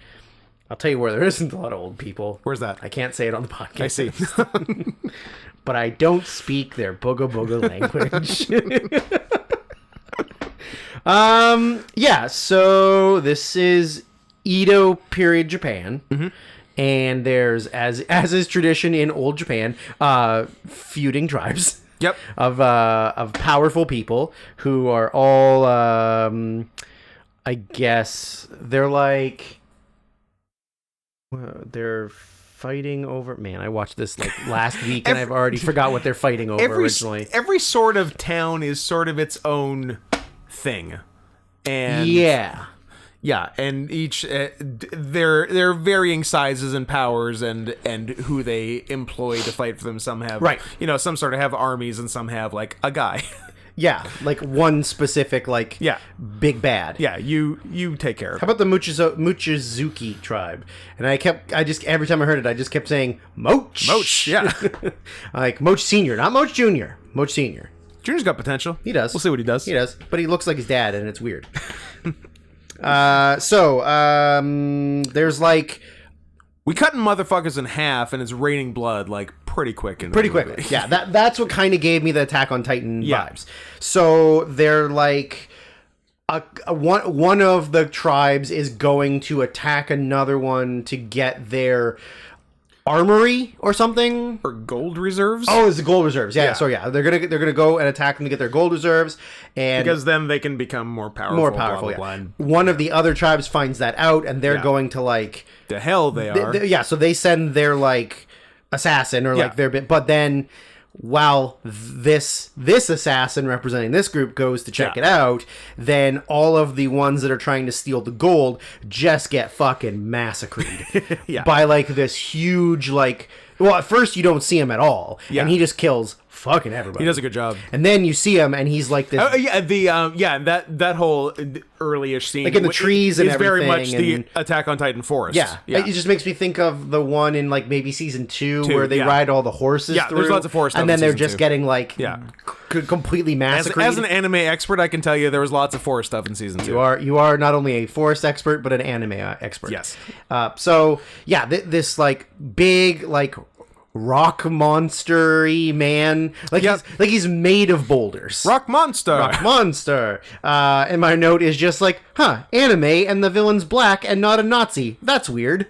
Pretty cool. Because it's almost exclusively Nazis. And sometimes they're the heroes. There was one really good part where, he has a showdown with the female assassin that has been sent by the other group, where they get into a fight and he ends up, but like during him killing all of the other guys that were trying to steal the gold, and there's just one scene where he like rips the guy's head off and just holds it over his mouth and drinks the guy's fucking blood while giving her the stink eye. Yeah. And I was like, that's the fucking most boss move I've ever seen. Pretty badass. Just like staring her down, doesn't break eye contact, doesn't blink, and just is drinking this guy's blood from his head. I'd say it's the best eye contact in a movie since We Need to Talk About Kevin. Yes. That one's better though. Way better.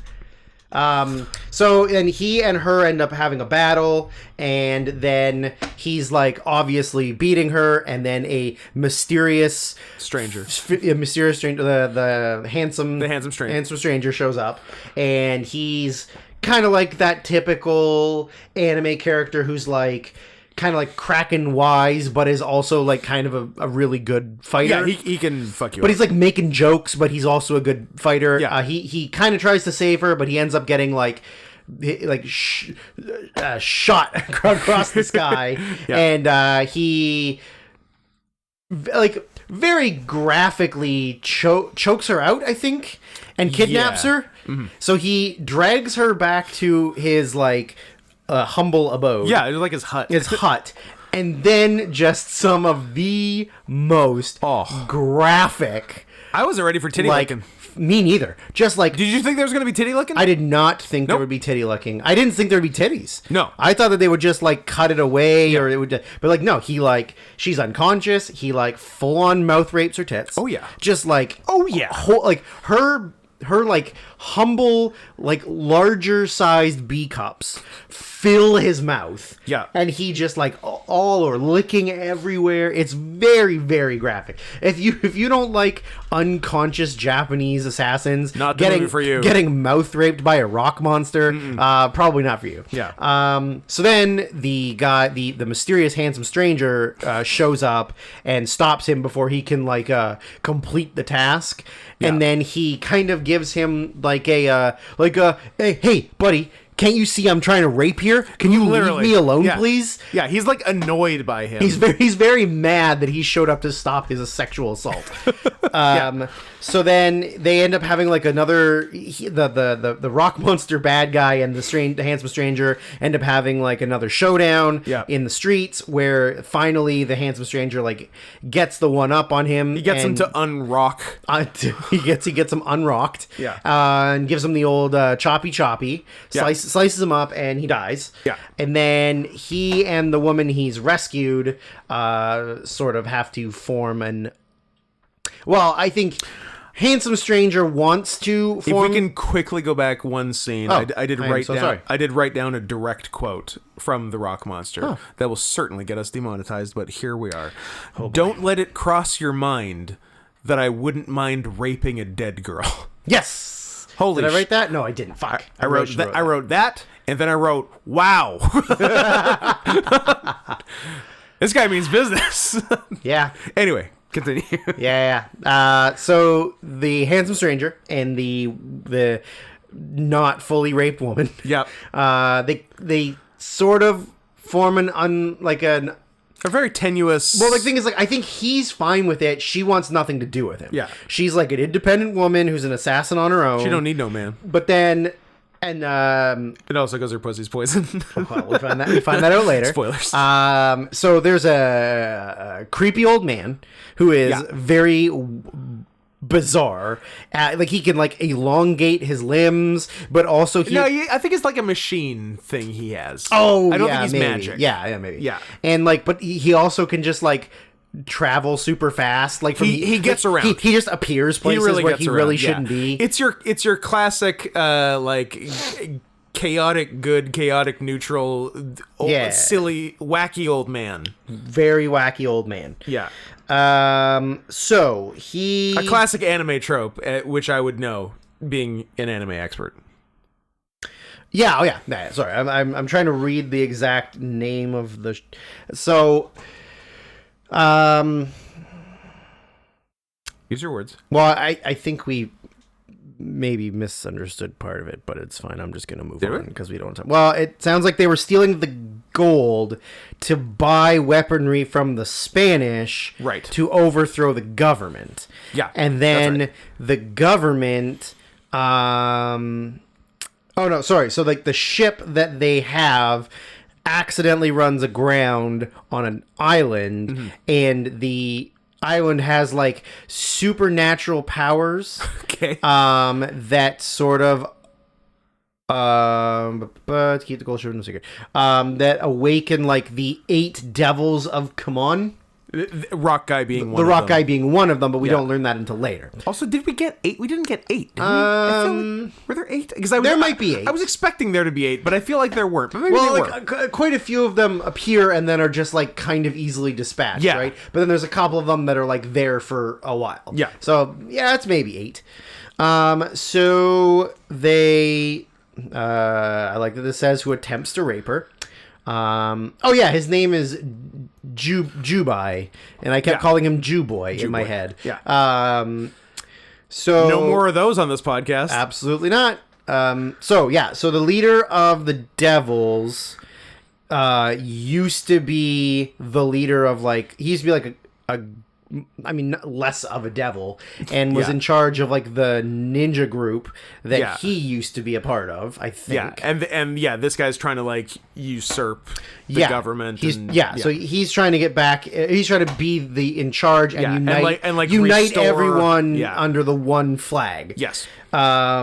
So then, so there's kind of a series of like demons appearing and attacking, and then the old man says that like he wished for the Juboy to appear and help prevent the Shogun of the Dark from taking over and controlling the whole everything. And so they're kind of on a journey. They're gonna go tell the general of the government what's happening, so that they can go and shut that shit try down. and stop them from essentially getting backup. Yeah. But they're like, hey, kind of hesitant at first, and then they have this unlikely alliance to go and try and stop the demons from awakening the Dark Shogun, which sounds like a white guy under a hood in early 80s or late 70s, like AWA or something. The Dark Shogun? The Dark Shogun, but it's like a white guy. For sure it's a white guy. 100% a white guy who like sort of knows karate, but not really. Yeah, knows enough karate to get away with it in 1970s wrestling. Yeah, that like people in Texas are going to be like, wow, that guy's a samurai. Like when superstar Billy Graham knew karate. Yeah, exactly. Right. So then over the course of time, the old man reveals to Jubei that he didn't actually kill the rock monster. That she is like completely poisoned. Like her body, everything on her. And her actual job is poison taster. Yeah. For royalty guy. or whatever. Yeah.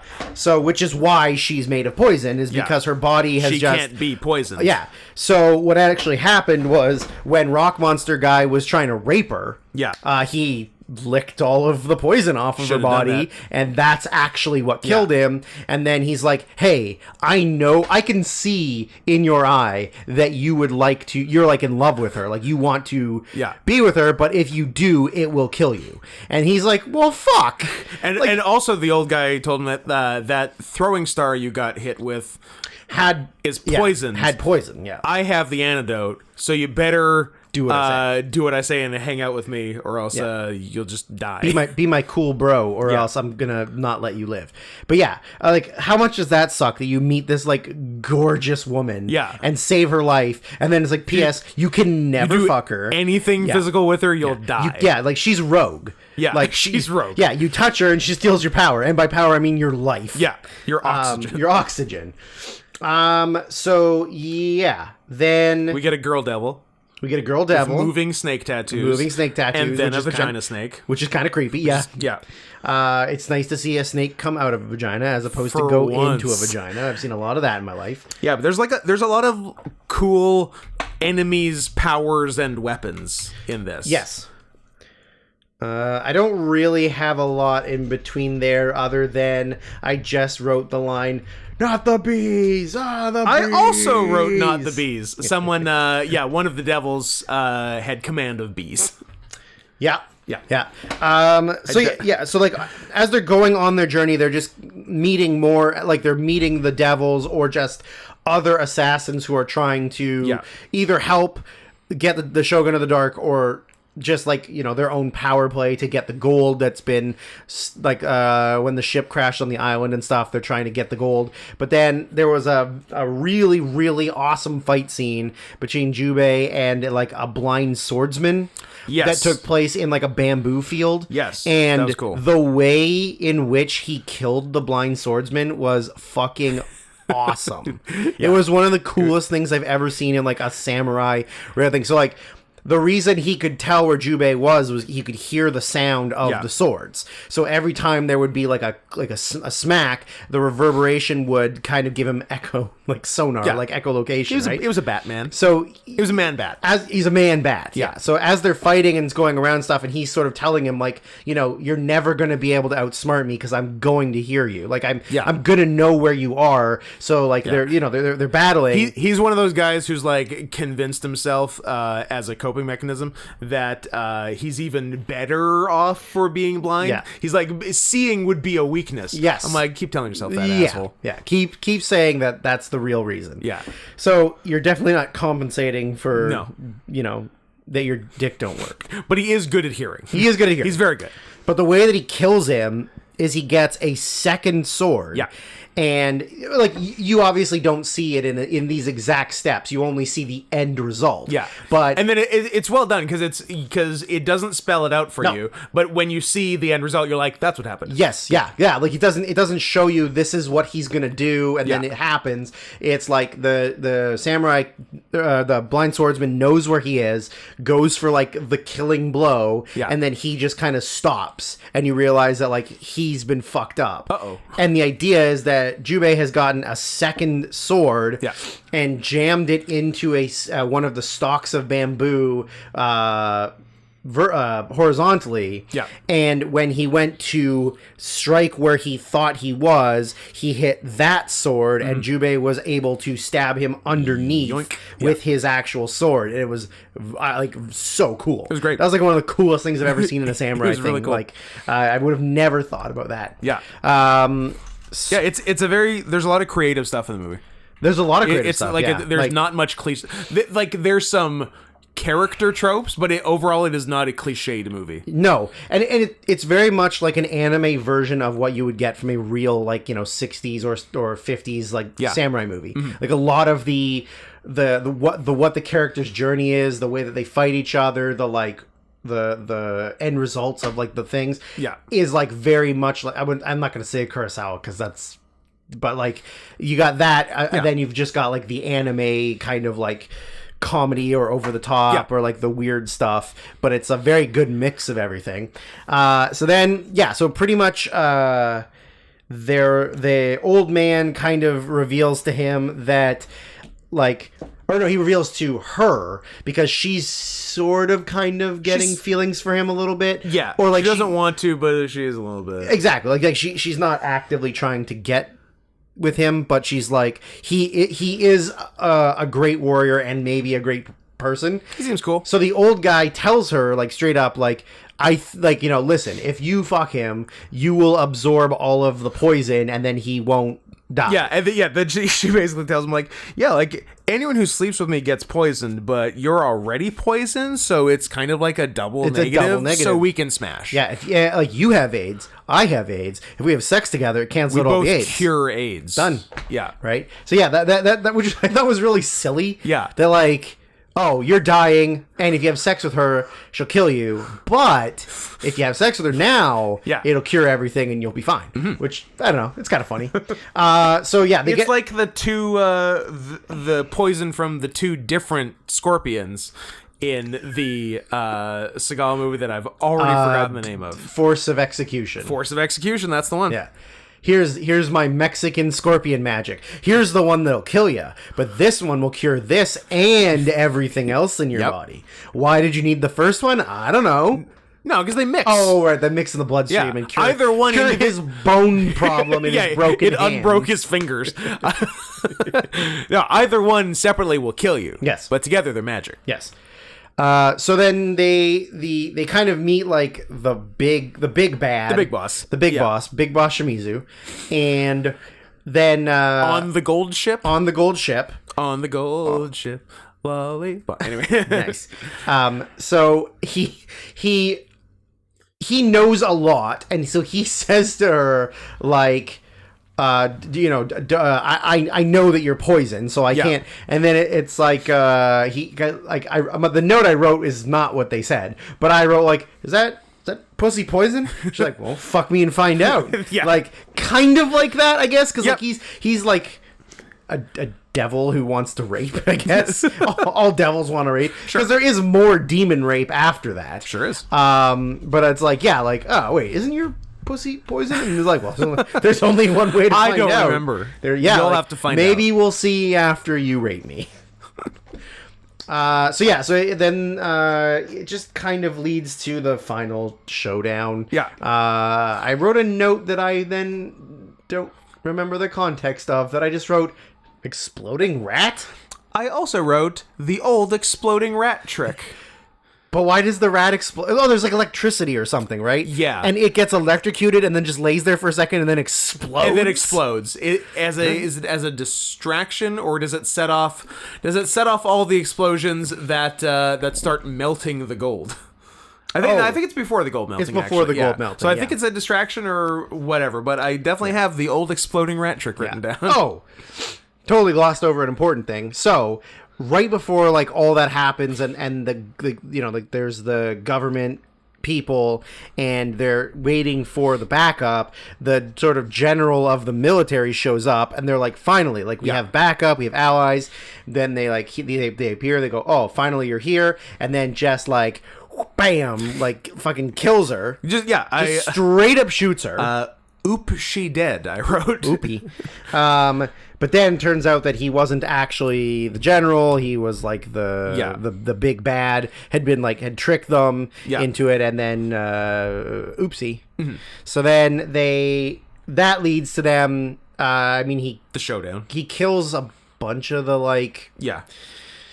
sidemen, the henchmen, whatever, and then that leads to the showdown on the boat full of gold. Yeah. And then, like I said, like there's a huge explosion on the boat. Like the whole boat is on fire. Yeah. And then they have this huge fight where like he keeps getting the upper hand. He beats the shit out of the demon thing, and then the demon just keeps regenerating. The demon is immortal. Immortal. He just keeps getting back. The first time he kills the demon is by headbutting him to death. I wrote, he tried to Shibata Okada him for the finish. Damn, he's Shibata-ing him. Hope it goes better than the first time.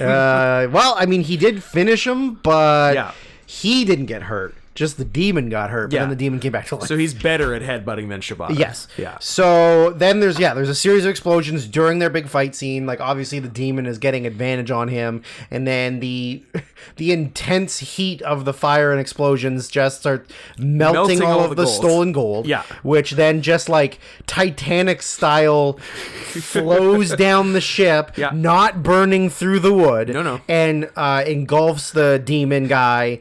And just sucks him out into the ocean, where he gets like melded in gold, and like, sinks to the bottom of the ocean. That's a pretty creative way to get rid of a guy if he's immortal. Encase him in gold and sink him to the bottom of the ocean in a perpetual state of drowning / suffocation. Yeah, or like, would it even affect him? Or would just he hanging out, trapped in the gold and never? Because he's immortal. He's not super strong. He can't. I mean, he's strong, but he's not bust out of hardened gold strong. Yeah, absolutely. Yeah. So like, I don't know if the idea is like, is he inside living, or is he just suffocating, constantly rebirth, suffocating, drowning, suffocating? Like that's wild. Yeah, like good stuff. I hope it's that. I hope it's that too. That's pretty insane. Yeah.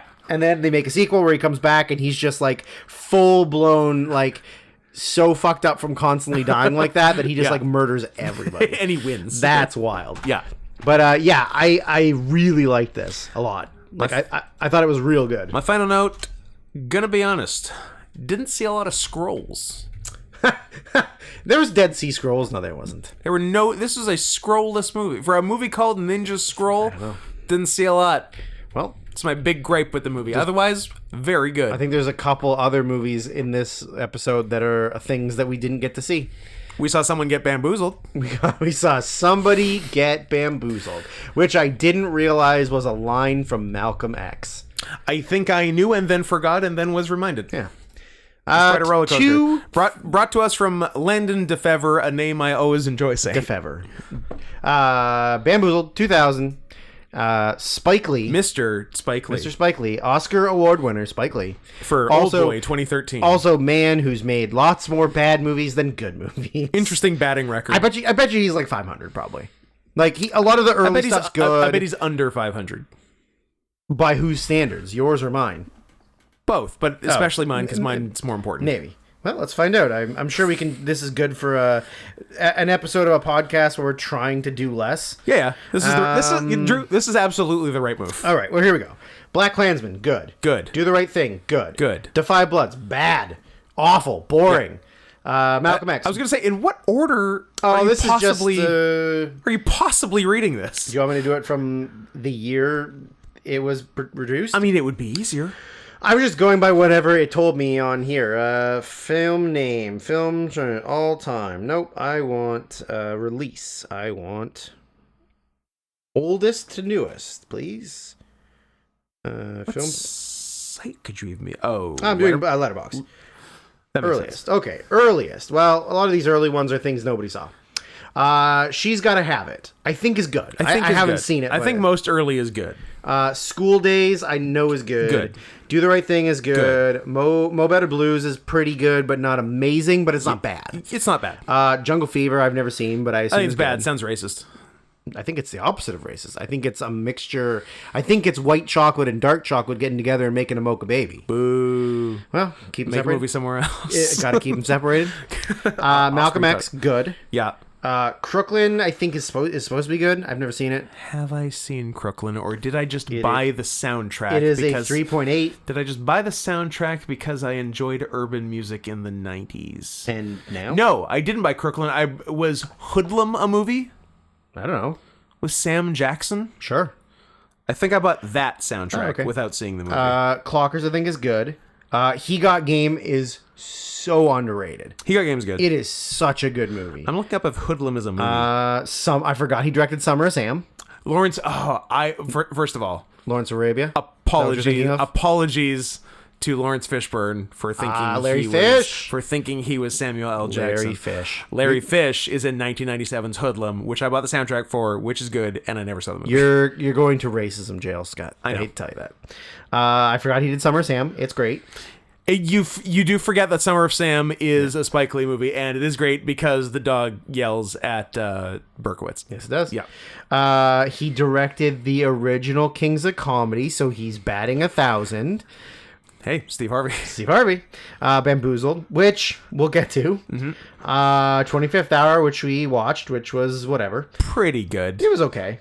Again, not bad. I guess he is over 500. That was just surprising. She Hate Me, I never saw, but it, I guess is supposed to be good. Nah, I'm going to go bad. Inside Man, awesome. Inside Man rocks. Now, here's where my opinion of him starts to waver. So I guess he's real good till the 2000s. Miracle at St. Anna is boring as fuck. Yes. Old Boy. Horrible. Unwatchable. Yeah. Chirac. Not good. We watched it on purpose. We chose to watch that. We can't even blame requests for Chirac. But that was a means to an end. Then there's a couple that, like, have you heard of Red Hook Summer 2012? No, I have not. Okay. I'm going to say bad. Then he did a documentary about Mike Tyson. He did a documentary about Cat Williams. He directed a Gerard Carmichael stand-up. Okay. He did a... Would the Cat Williams documentary have happened after... I lied. Sorry. It's a stand-up special. It just looked like it was... I was going to say, if it was a documentary, did it happen after Cat Williams lost a fight to an 11-year-old? No. Because then I'm not interested. He did a Kobe Bryant one.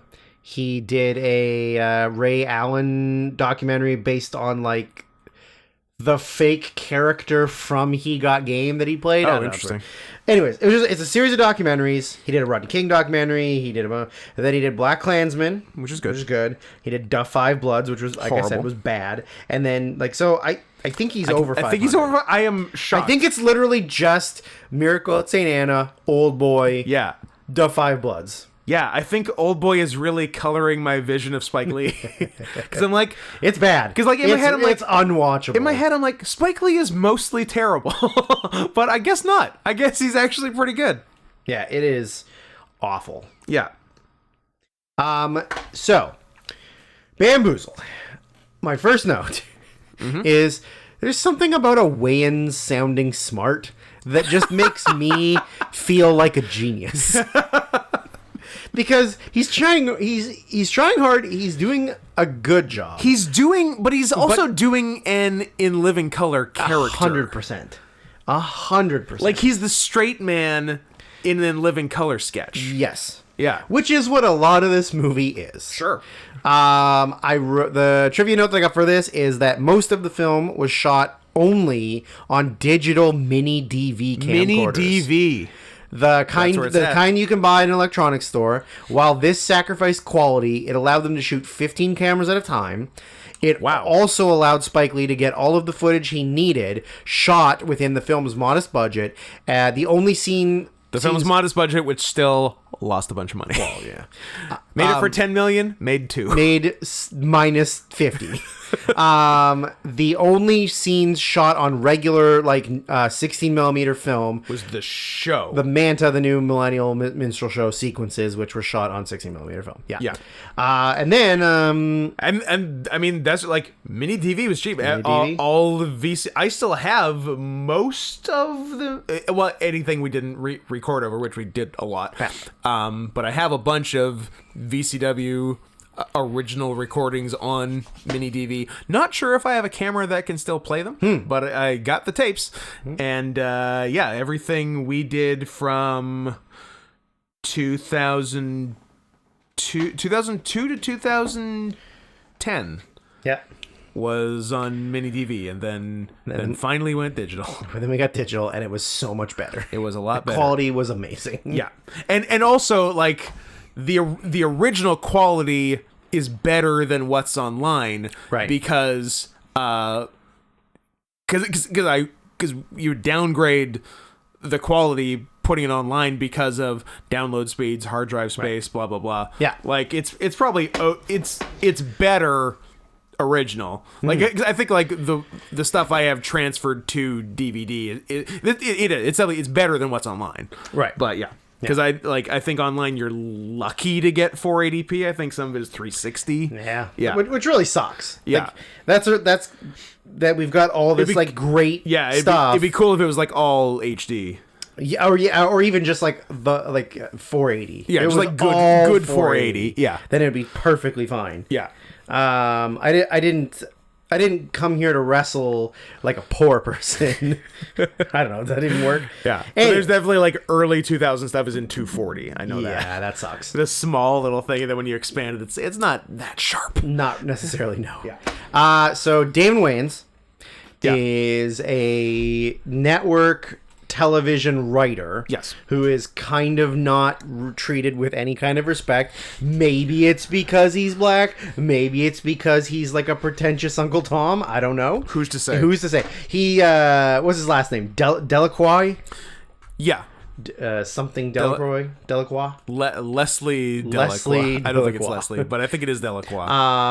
And he's got he's like very well spoken, eloquent. Like it would appear as if he is very well educated. Yes, and he's maybe a little bit arrogant about himself because he definitely feels like he's way better than he's being portrayed.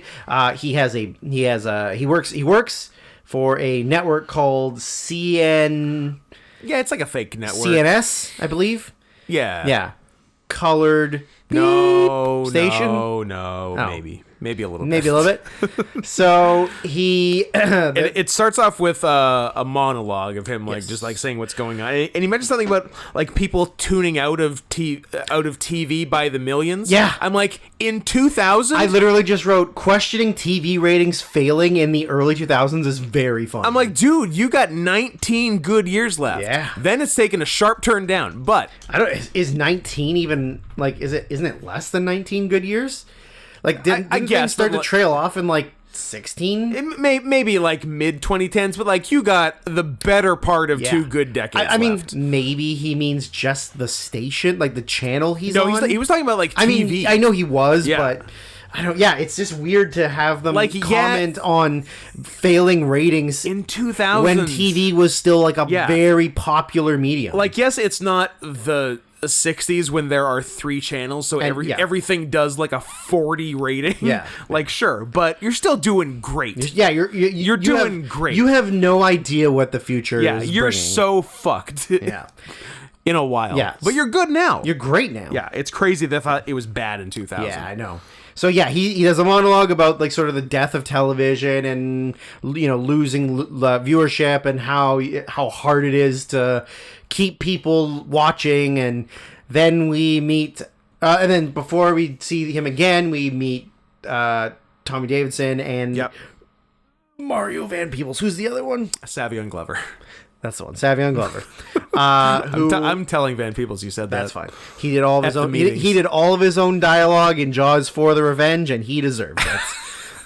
So I'm gonna be Jamaican. I'm gonna be Jamaican, and also Mario, I'm gonna say whatever I want. Yeah, Mario, could you not do either of those things? Yeah. Could you maybe like read the lines and not in Jamaican? No, I will not. I will not. So we see. He took a Rosa Parks-esque stance in the filming of Jaws 4, and I respect that. I will not. I will not. Even though only old people and retards sit at the front of the bus. Whose joke is it? I would love to find it.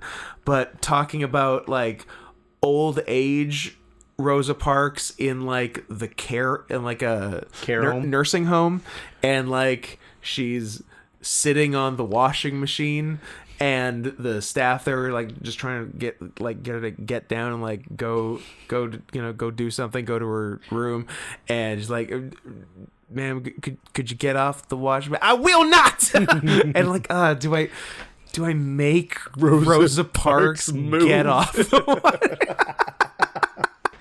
It's a really good bit, and I cannot remember. If anyone knows the nursing home Rosa Parks I will not bit, Todd Barry, then send it. It does not feel like Todd Barry, but I would love to know because it's very funny. Yeah.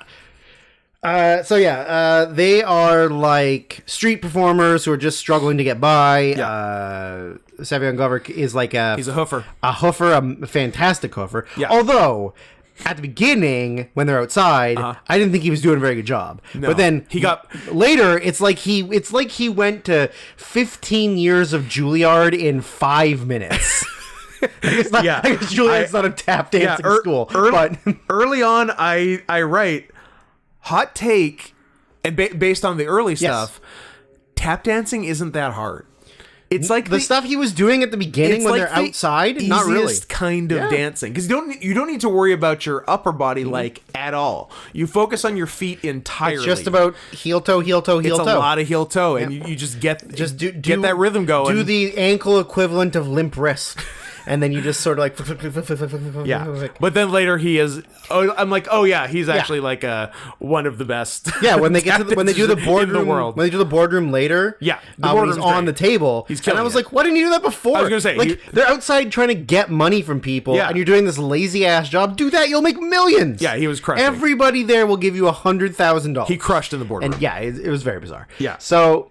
they're outside, and Wayans comes to work, and I guess he's like interacted with them before, and they're like, "Hey, get us a job in there, man. Like, you work there." He's like, "Yeah, I'll figure it out." And then he goes in. He's late for a board meeting. His boss is Michael Rappaport, and I wrote Rappaport, all caps. Yep. Lifetime N-word pass, and he fucking uses it. Exactly. That's what I respect the most. If you're lucky enough to be bestowed with a lifetime N-word pass, to have grown up in New York in the 70s, 80s, 90s, and made enough black friends, and also sometime around 1992 just said this forever as far as your personality.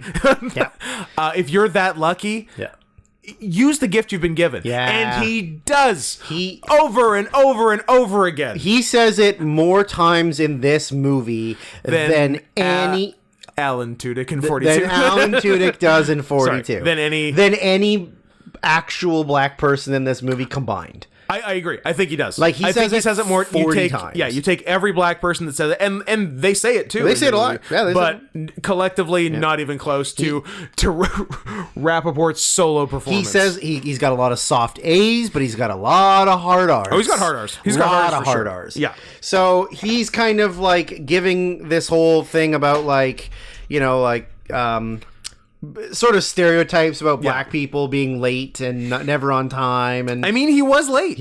And then he lied about why he was late too. Yeah. And so, you know, Rappaport gives him this big speech in front of the whole boardroom, and then they go. Then he goes like, everybody can, like, when they leave, and he goes, "No, come to my office," and he kind of like apologizes to him for acting like that. So you know, it turns out that like he actually likes him. He was just bad. He was just, you know, putting on the show for everybody that was also in the room.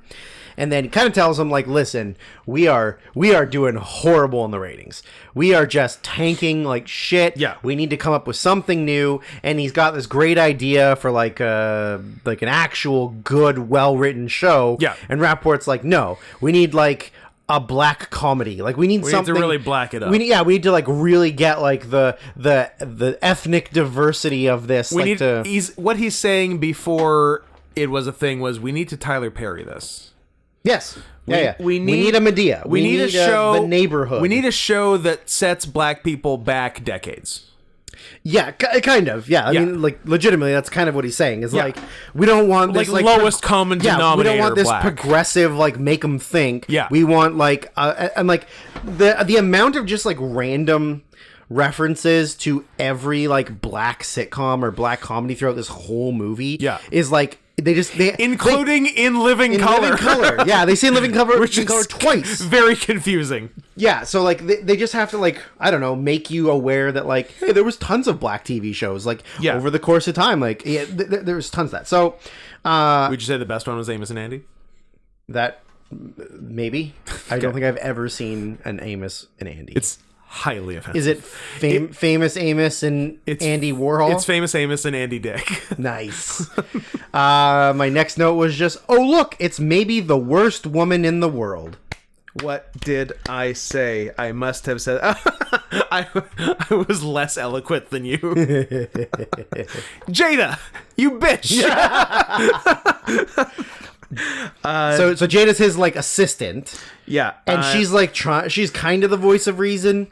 Yeah, I'm just trying to. I had a couple things before I wrote Jada, you bitch. Jada, you bitch. The worst woman in the world. This was before because I saw the same thing about the mini DV as you, but before I knew that, I wrote interesting choice with all the handheld camera stuff. Yeah, but some of it's kind of bad. Some of it is kind of bad. There's some really bad quality, like real like shaky shots. Yeah, like there's one that's like when Tommy and him are rolling the like stage thing, and the camera's on the thing that's on. He's got it on a like a dolly, and he's rolling this wooden stage platform thing to where they're going to perform. Yeah, the camera is like clearly strapped around the platform, looking up at them, and it is unwatchable because it's rattling with the cart dragging it. It no looks awful. Yeah.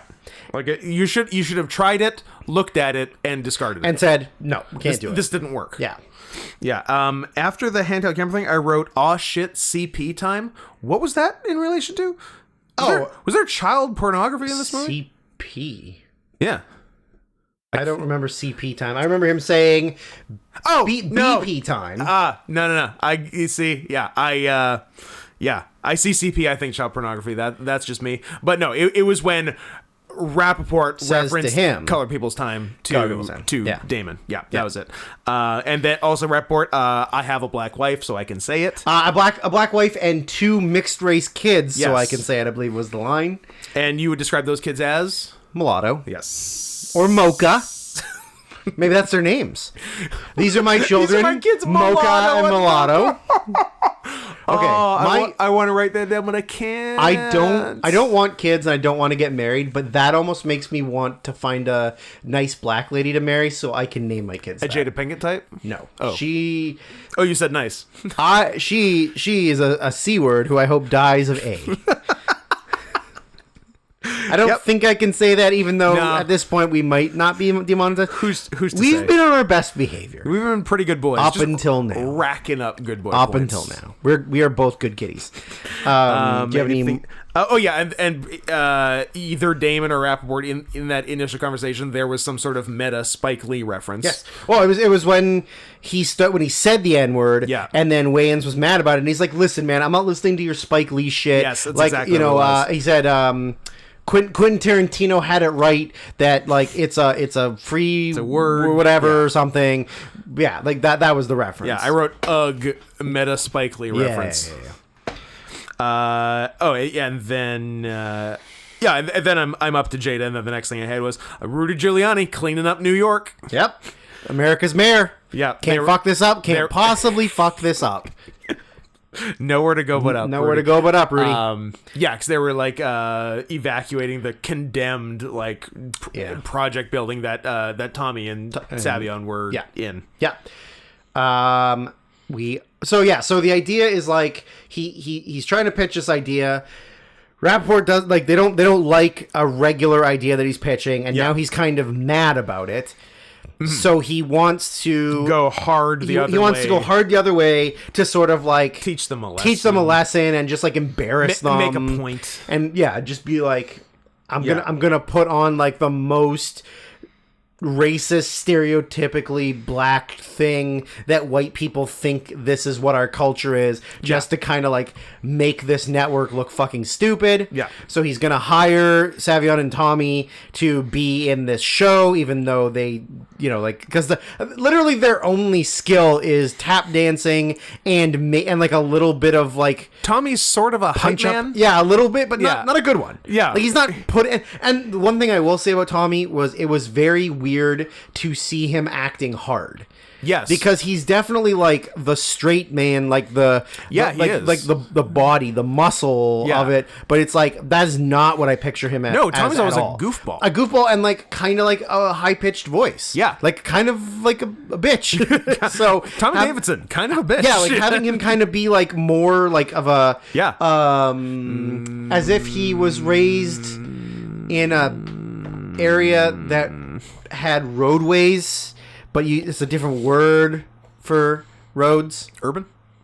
I mean, that's not what I was going for, but yeah. Okay, that works too.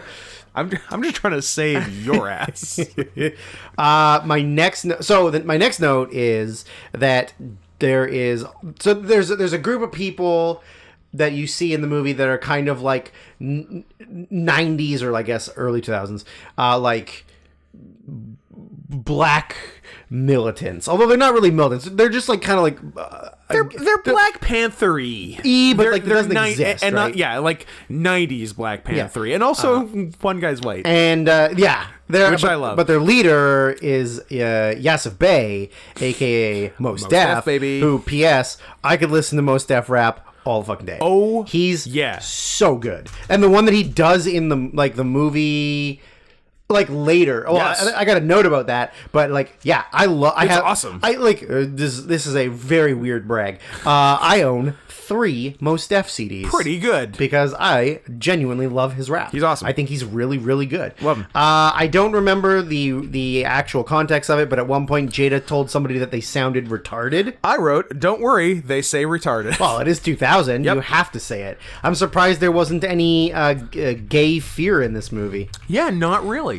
Oh, how about a Cape Fear remake, but instead of it being a sociopath who's trying to kidnap your daughter, it's a fear of a gay man. Yeah, and that's it. He's just gay. He's not trying to do anything. He's not doing anything. But just every time you see him, you have to run in panic. He's gay, living his life, and you're scared of him. Absolutely. Yeah. So then Mos Def, did we say Mos Def is Jada's brother? Jada's brother, yeah, and he's like the leader of the Black Panther kind of group. And that he calls her house N? Yeah, of course he does. Which is pretty fun. But also, like, they call Wayans a bunch of those terms later on. For sure. So I guess that's just a common thing. And somewhere in there we have an In Living Color meta reference. That is the In Living Color meta reference, yep. Yeah. So he decides that what's the best way to fuck with the network is to do a straight up minstrel show, which is turn of the century blackface, maybe even further, like an 1800s minstrel show. Yeah, I mean, I think they were probably existed until like the 30s. Yeah, probably. but like the good ones, but like we're like 1880s. Your favorite ones were from the 1880s. Like just like right smack that, like Antebellum. Yeah, which is a very bad movie if you haven't seen it. It's very funny bad. It's a good lady though. No, they're not anymore. They're just called Lady A now. I know, because they're not allowed. Because someone told them what Antebellum was. Yeah, you fucking after idiots. Being popular for 15 years. Yeah.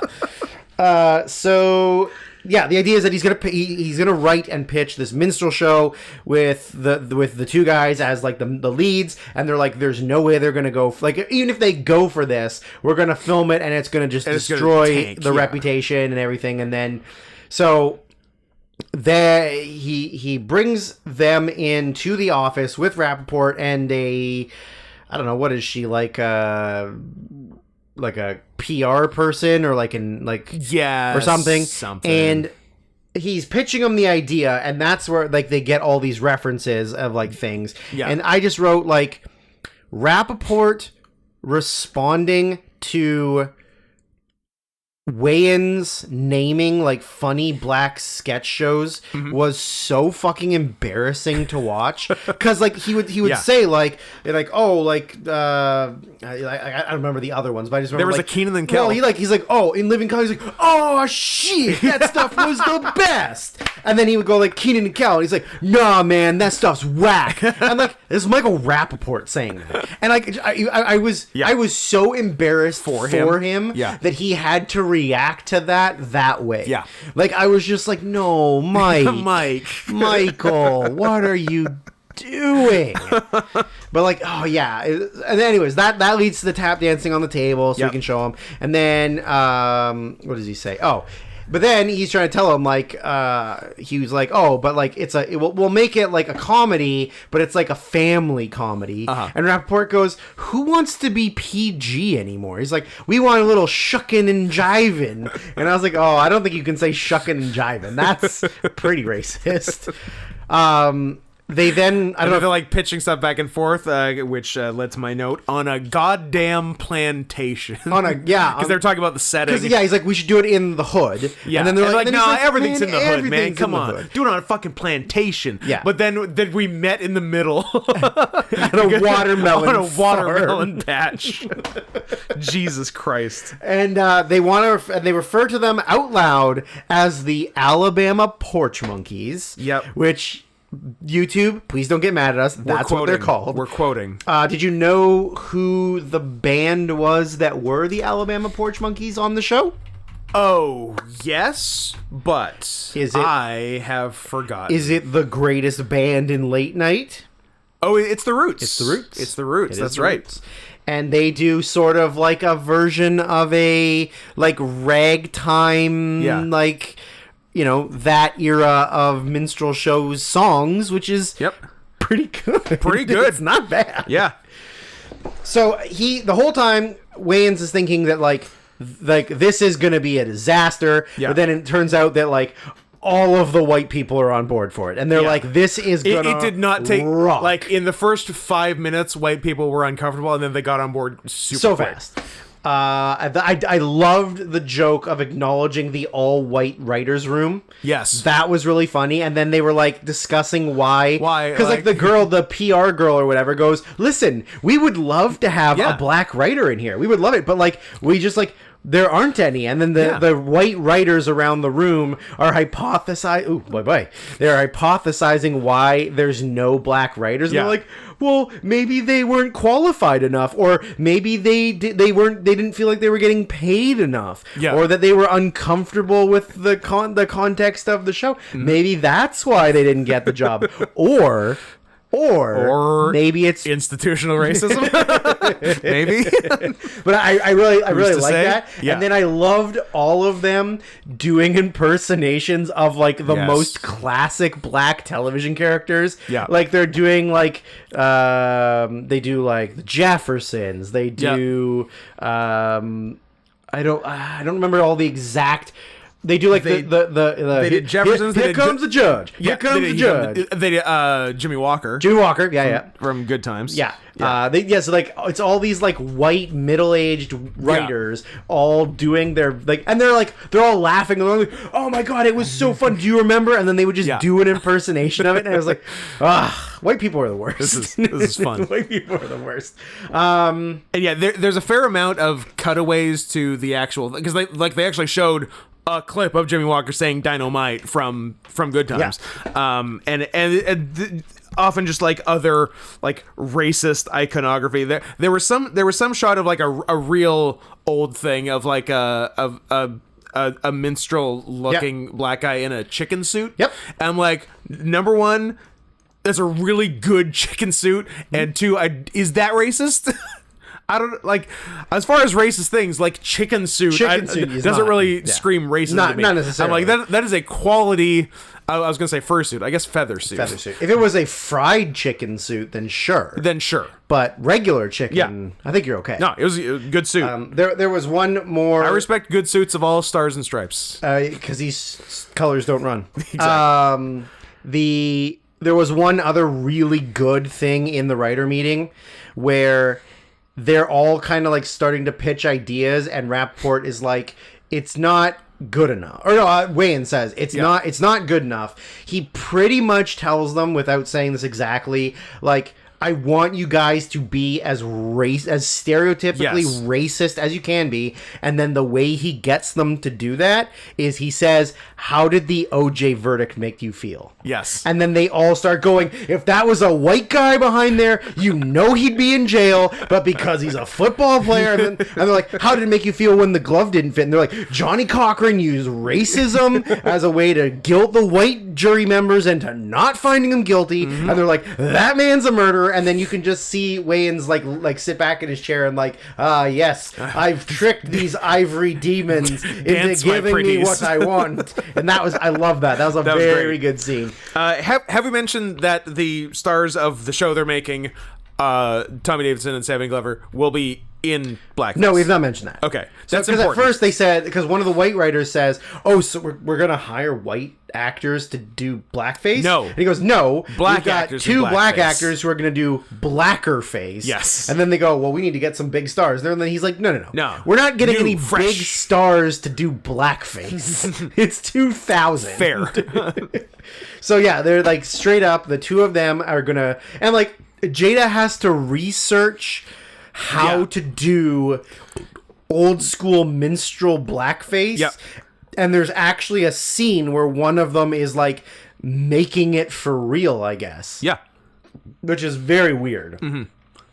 It's like you burn or melt something and then you mix it with oil and then you like whip it together and then that makes... it's quite a process. It's not just shoe polish. I assumed it was just shoe polish. Nope. It's a whole thing. Something else. Yeah. So then now they're ready to like move forward with the show. They're gonna do some casting. Yep. And the casting had one of the best parts of the movie, which was the black singer in the one piece, or the red Steve Harvey-esque suit, whose song was literally him repeating, "I've been smacking my hose, I've been smacking my hose," and he just keeps repeating that, and they're like they're shocked. Yeah. But then I think they end up hiring him. I believe they hire him. Because the idea is they've all got all these black actors in black actors applying for these characters. Yeah. But like they're doing minstrel stuff. They're doing like racist things, and there's like a voiceover at one point of Wayans saying like it's crazy what people will do for a job. Yeah. Because like they're all modern African Americans, all doing racist stereotypical stuff, and they're all debasing themselves. Super cool with it. Yeah. So they hire the cast. They've convinced them to do the blackface, and then speaking of doing the blackface, I remember Savion Glover at one point is like, "It's fine, I'm black, right?" And to which my response was, "Are you?" He's very light-skinned. Pretty light-skinned. Very light-skinned. Can I say light-skinned? Yeah, sure. Why not? Like, can I say dark-skinned? No. Okay. He's almost albino. It seems like he's very close.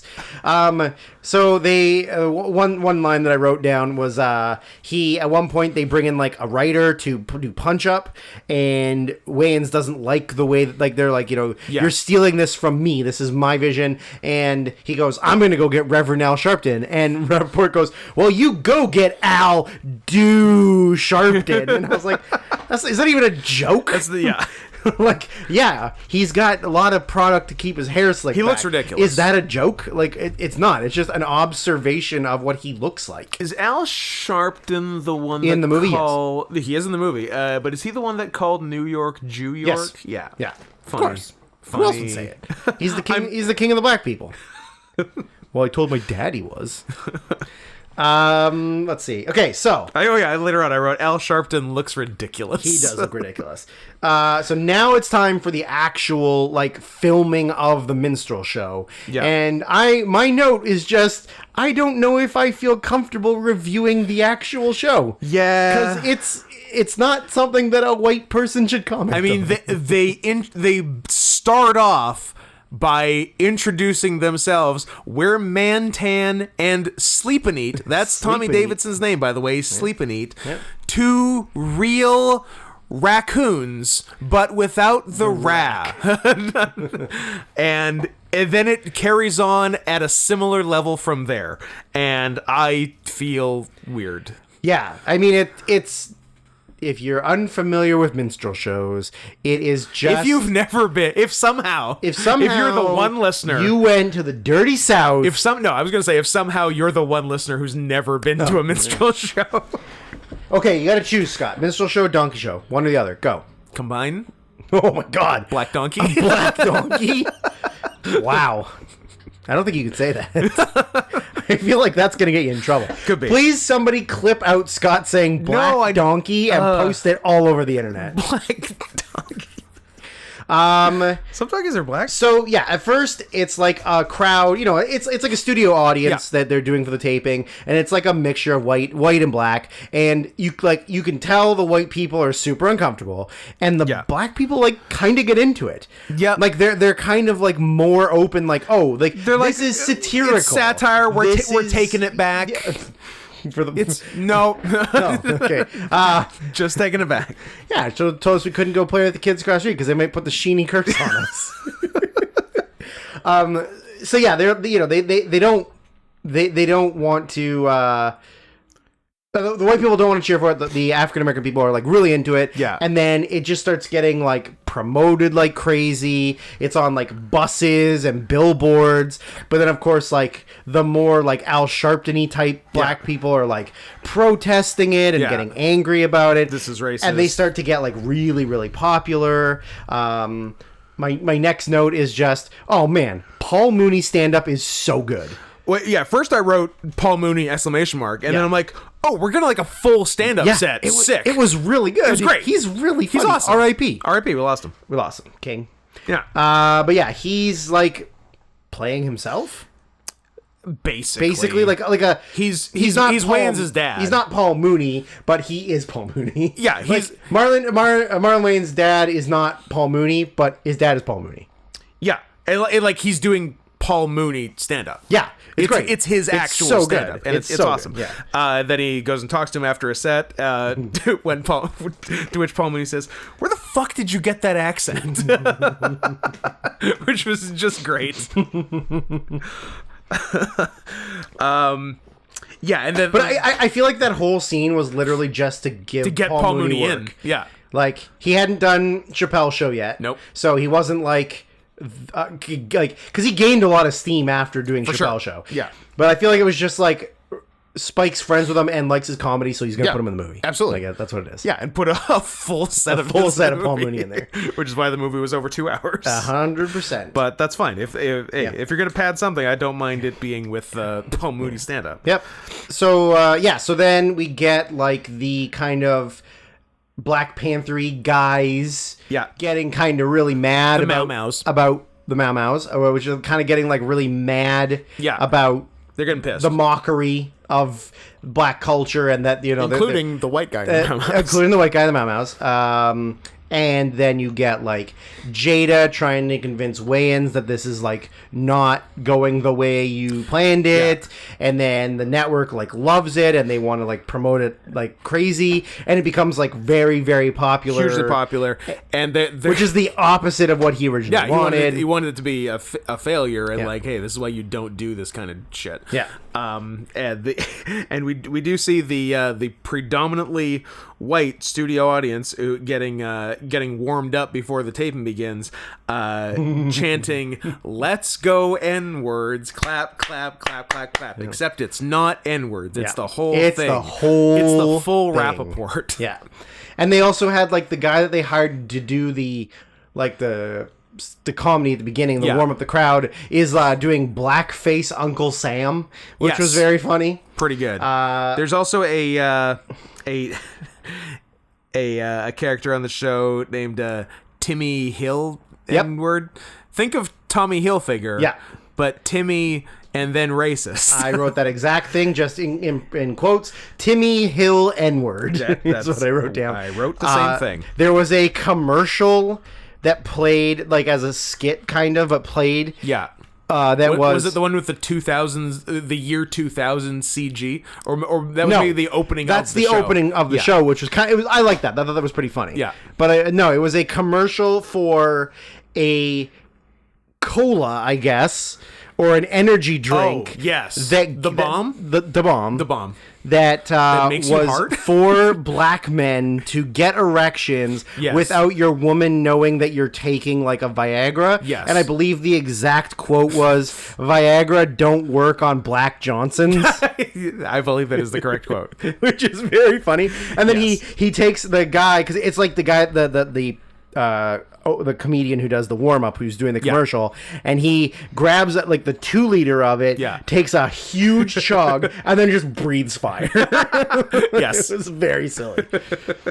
Then it might have been the black militants who, it was either them or maybe even Al Sharpton. It might have been Al Sharpton, actually, who referred to, I guess, Damon Wayans, because he himself has gotten famous for being the creator of the show, referring to him as the Clarence Thomas of television, which I thought was the funniest fucking thing. No, that was when he was doing that interview on the radio. Oh, yeah. The radio host said, "You've been referred to as this," and then the Clarence Thomas. Very funny. That very funny. Who's the Clarence Thomas's wife of television? Roseanne Barr. I like it. Yeah. Roseanne Arnold, sorry. I'm going to go back a little bit. Sure. Yeah. Then when so Wayans is kind of like mad that it's working, and it's like depressing that he thought he was doing something that would ruin them, and in fact it's actually making things better for the network. Now the entire studio audience is showing up in blackface. And he has a meeting with Rappaport and the PR lady or whatever. Yeah. And the PR lady like says, no, like, you know, like I think this is really great. I think it's really funny. Like, my parents marched with Martin Luther King in Selma. Yep. And I wrote, did everyone's parents walk with Martin Luther King at Selma? Because I feel like not even in the movie, but like in real life. Yeah. It's like there were only 1,000 people marching, but like 75,000 people marched on Selma. Yeah. And they walked across that bridge and like, but like not everyone's everyone's parents. Every Jewish person from New York's parents were somehow in Selma at that exact moment. I was on a business trip in Selma, and this happened, and I knew I had to get with them. It was important. And so just like everybody, I believe that at one point, who referred to who? I think Rappaport might have referred to Wayans as an N-wordologist. I think so. And I was like, Oh, no. Rappaport referred to himself as one. Because he said, I know more about your people than you do. Right. I'm pretty much a N-wordologist. Yeah. It's like in the meeting in the conference room between Rappaport, Wayans, and Jada, where they're talking about, you know, when you're going out and doing all these things, because Wayans wins awards for his writing for the show. Yep. The first one is like a mockery of Cuba Gooding winning the Oscar. Yeah. The second one is of Ving Rhames winning a Golden Globe and giving it to Jack Lemmon. That's right. And that's because he gives it to Matthew Modine. But it was supposed to be Alec Baldwin, but Alec Baldwin no-showed on the day of filming, and Spike Lee just happened to have Matthew Modine's phone number, which is really weird. But when they're having that argument, then they're like, you know, you're doing all this press, but you're not like ingratiating yourself to the whites. Yeah. And Jada goes like, oh, I gotta show off them pearly whites. Yeah. I'm like, well, yes, I guess.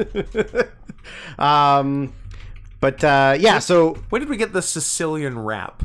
Well, literally the last note I wrote was, this Mau Mau song fucking slaps. Oh, the Mau Mau song is awesome. Yeah, it's great.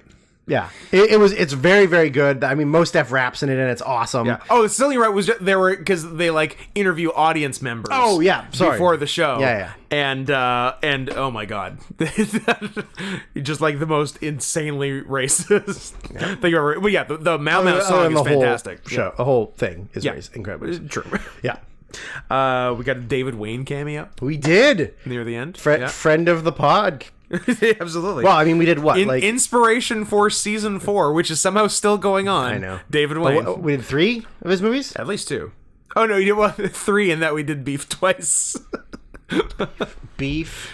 They came together. Wet Hot American Summer? Oh, yeah.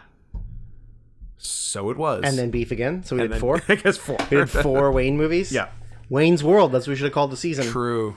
Boo. Can't believe we did. Boo. Yeah, I don't have anything else. I mean, Wayne's eventually ends up kind of having like a full blown mental breakdown. Yeah, and just because at first he's he has an interesting character arc actually, because like he's like, fuck this, I'm gonna show them what making a racist show does, and then it's like, oh fuck, it worked. Like, oh, actually it's kind of cool that it worked because I'm rich and famous now. Yep. And then like, oh, maybe this is bad. Except for I turned my back on the black community, and Jada hates me now. Yeah. So So the Mau Mau's have a plot to kidnap and live stream murder Mantan, Savion Glover. Gotta do something. Which I can't imagine that would have been a great bandwidth hookup. Probably not. Like it would have been the quality looked as good as the movie. It did, which I don't know if I believe for a random small black militant group having in the year 2000. I mean, they had a white guy. Maybe he worked at Radio Shack. Maybe he worked at Radio Shack. What was the was Radio City? Was that a thing? Circuit City. No, that was Canadian, wasn't it? No, I don't know. Didn't City? What's the one that replaced Radio Shack? The Source. The Source. Yeah. Is this the whole thing? No Other idea. sources? No fucking clue. I think there are still Radio Shacks in the U.S. Oh my god. I broke my phone. What was that? Sorry, everybody, I broke my phone. That sounded so loud for a phone. And I broke my dick. Oh, sorry, my brother broke my dick. Is there? That was horrendous. So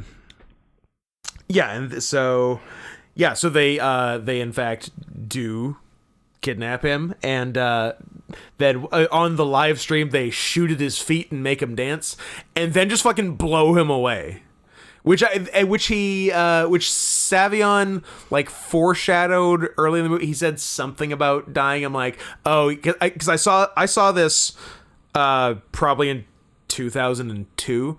And I'm like, oh yeah, I think you're gonna die. I'm pretty sure you die in this, and he does. He does. And the one thing I remember, the one thing that stuck with me from the movie, having seen it 20 years ago, was because there's several shots of several show tapings, and they and Tommy and Savion get progressively sadder as they're putting on the blackface, and there's like a musical like leitmotif throughout the movie that plays during that, and a couple other points, and on like the DVD menu, which I watched this on, by the way, burn DVD, thanks zip.ca. Nice. I watched it on the Criterion Blu-ray that I own of it. Sick. And I really like the music too. I like the tune, but that playing while sad Savion Glover puts blackface on is like the scene that stuck with me, and which maybe does it remind you of Jerry Lee Lewis putting clown makeup on in his Holocaust clown movie? Oh, I can't wait. 2024. I think it's this year. I think. Oh my god. I'll look that up after I give you the resources. I want the day the clown cried. Shack. Radio Shack still exists, only online, by the way. Only online. And it used to be The Source by Circuit City. Then The Source. Interesting. So we did it. An obsolete retail chain. Well, there used to be one at Lougheed Mall, but there used to be one at every mall. I bet you it's not there anymore. I bet you're right. How many sources are there? Show me the source. Oh, there's a couple. Okay. Surrey, New West, Richmond, a couple in Burnaby. And My mind has been blown, Scott. There's one at Park Royal. There's a source at Park Royal. That's what it says. Huh. Park Royal South, baby. Right there. The good side. So it is. What does the source even do anymore? I don't know. Sell phone chargers. I mean, it kind of looks like phone chargers. Phone chargers. Phone chargers, headphones, and dehumidifiers. Excellent. All right. Well, cool. So yes, so the Mau Mau's murder Savion Glover. Straight up murder. The police get there slightly too late and murder all of them except the white guy, who then proceeds to yell. Who is peacefully arrested and is yelling at them for not murdering him. Yep. Shoot me, I'm black. Is what I believe is what he yells. Yeah, I think he's a bit of a dolezal. And then Jada confronts Damon. Yep. And shoots him. Yep. Yeah. Yep. So just they really go hard at the end and kill a bunch of people. Yeah, I really didn't think it was leading to that. A bunch of murders. Yeah. But then it was weird. Just all murders. Yeah, and then we close with as per my notes, holy shit, racism supercut. Yeah. Just like 5 minutes of the most like horrendous racist stuff that has like ever been put in media. Yeah. And watched all that and I'm like, yep, America's been pretty fucking horrible to black people for its entire existence. Sure has. Hey, everybody, I just want to let you know it gets better. P.S. doesn't get better. It stays the same. In fact, it might get worse stays the again. Same. Sometimes gets a little worse. Things are looking up. Rodney King. Yeah, and then 25 years after that, the Nazis are back. Yeah. We're doing Nazis again. We're doing Nazis. So, yeah, it's not great out there. I heard it's hard out there for a pimp. I've heard that. Oscar winning. Especially when you got a small penis. A micro penis, some might say. Very true. And, this show would work. Absolutely. Yeah, absolutely. I think you could make this show... My last note was this would work, by the way. I think so. Yeah.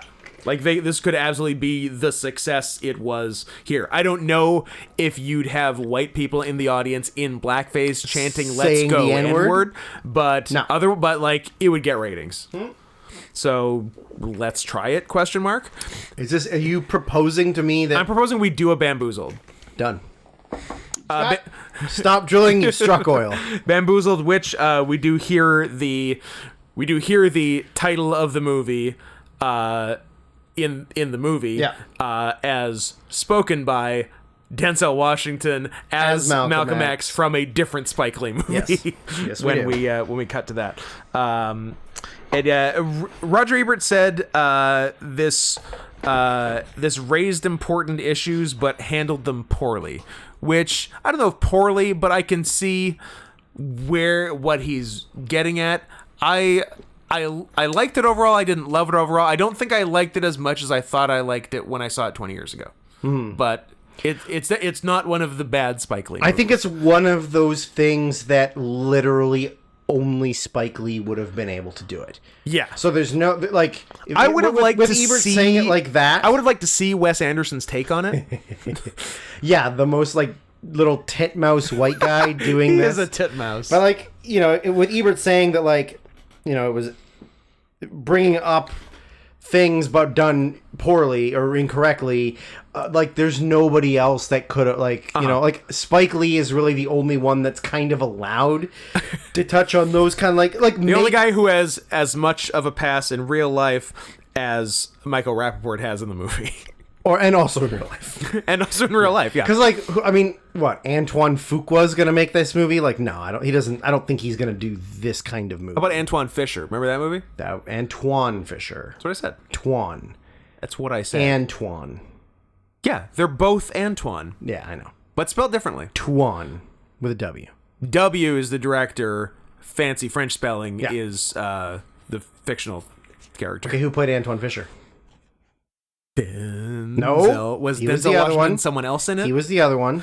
I remember whoever played Antoine Fisher yelled, "I'm still here, I'm still standing, I'm still strong." Yeah. That's in my head forever. From the trailer, I've never seen the movie, P.S. I don't know if I've seen it. I'll tell you what I have seen. Finding Forrester. Absolutely.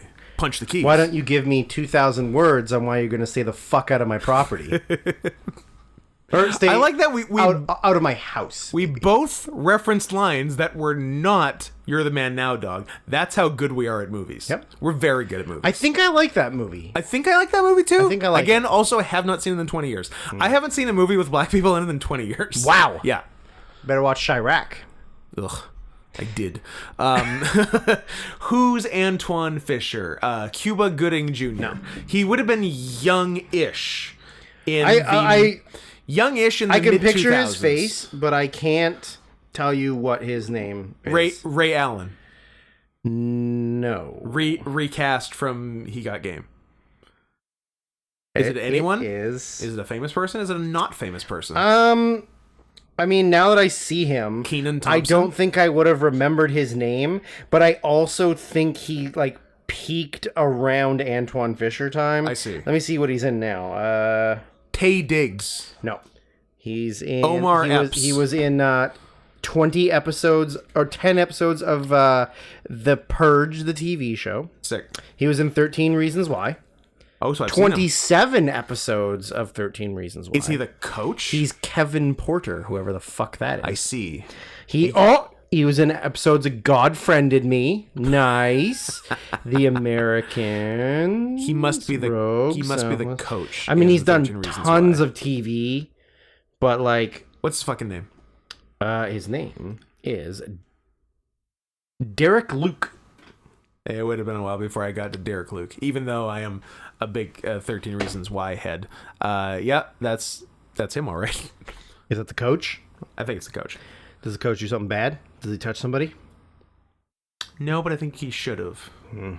I don't think I know what 13 Reasons Why is about. Is there like spooky? Like, is there no spookies? Is there magic? There's no magic, no spookies. It's a teen melodrama. Does somebody kill themselves like right at the beginning? A bitch kills herself right at the beginning and leaves 13 audio tapes. Nice. In the late 2010s. Of course. Because she's hip and unique and she's cool. She's a she's a manic pixie dead girl. Yeah. She listens to the Smiths. Absolutely. Because she's a Latino teenager. Of course. Yeah, so she leaves actually kind of a real bitch move. Leaves 13 audio tapes basically detailing why each of the 13 people who received the tapes, it's their fault that she killed herself. And then that's what the first season is about, which I have not seen.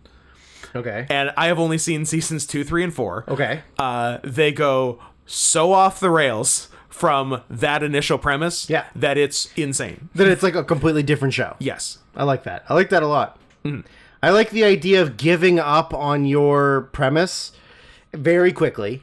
Yes. And just going, well, let's just do entertaining things. Let's just write episodes. Doesn't matter if they connect. Doesn't matter if it sticks to the original story. Yeah. Everyone turns out gay by the end. There's so much boy kissing. Like, because like when, especially if you're commentating a show and there's two guys on screen, you're gonna jokingly yell kiss. Yep. But But then you say it and you're like, I didn't mean it. I've never seen the characters listen to us as much as in 13 Reasons Why. And like another kid tries to commit suicide by shooting himself in the head. Nice. And he does. And all that happens is he has a limp afterwards. A limp. That's a real thing. He specifically hit that part of his brain. Yes. And only that part of his brain. That's right. You know what? Science doesn't lie, Scott. How would you like to talk about 2019's Demon House? I think it's 2018, but it's 18? I don't want to be that guy. Well, but my bad. Regardless, I would love to talk about it, and I think you would love to talk about it even more. Well, no. Here's what I propose. Okay, would you describe this proposal as indecent? As decent or indecent? Well, I'm going to tell you right now, Scott. Do you want to fuck my wife? That on on IMDb, Letterboxd, it says 2019. You right here. You son of a bitch. It says 2019. I said 2019. Emergency apology now. I had 2018 written down. Well, I don't know why. If you look at Letterboxd says 2018. So I don't. I guess whoever said. I should probably say who sent it. Greg M sent it, and perhaps he listed it as 2018. Greg Mage. Greg Mage. If you guys heard a weird little gap Don't worry about it. 1 second ago, it's because Drew called me something else when he was correcting I said a slur, but 2018 to 2019, and you're like, I wonder if we should keep that. Yeah, subconsciously I didn't mean to say it, and then was like, I'm gonna cut that out just in case. So I'll be mad if it's still demonetized. You know what?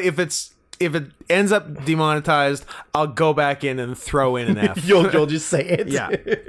So Because who cares at that point? here's what I propose for this specific part of the episode. I took 0 notes. I took several notes. Also, we watched this together. This was the first one of this this round that we watched together. One next week too. Get Spoiler: excited. we're gonna watch. Maybe we'll watch your movie together knows? next week. Who knows? Eric? This was this was a in between episodes eating food. Yes. We might as well just get 2 Bang birds out a stoned movie. at once. Yes. Now, I wrote 0 notes because this is associated. Can I read my first note goes into what you're going to say. I will say my first note and then you talk. From the losers who brought you Ghost Adventures.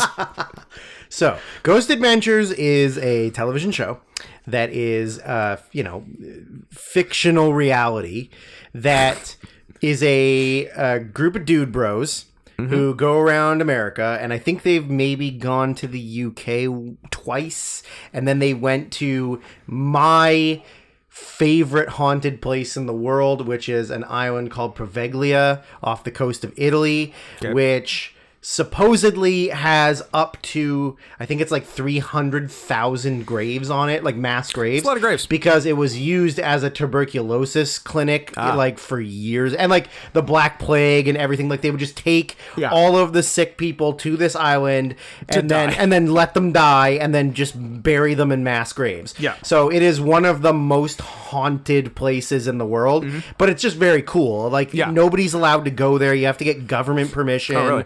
And then, of course, the rumors are that, like, as soon as you step foot on the island, something in your life bad will happen, which, I mean, is like a fortune teller telling you you will meet a new, a tall, dark, handsome stranger, Seems like I've been stepping on that island a lot. I know, right?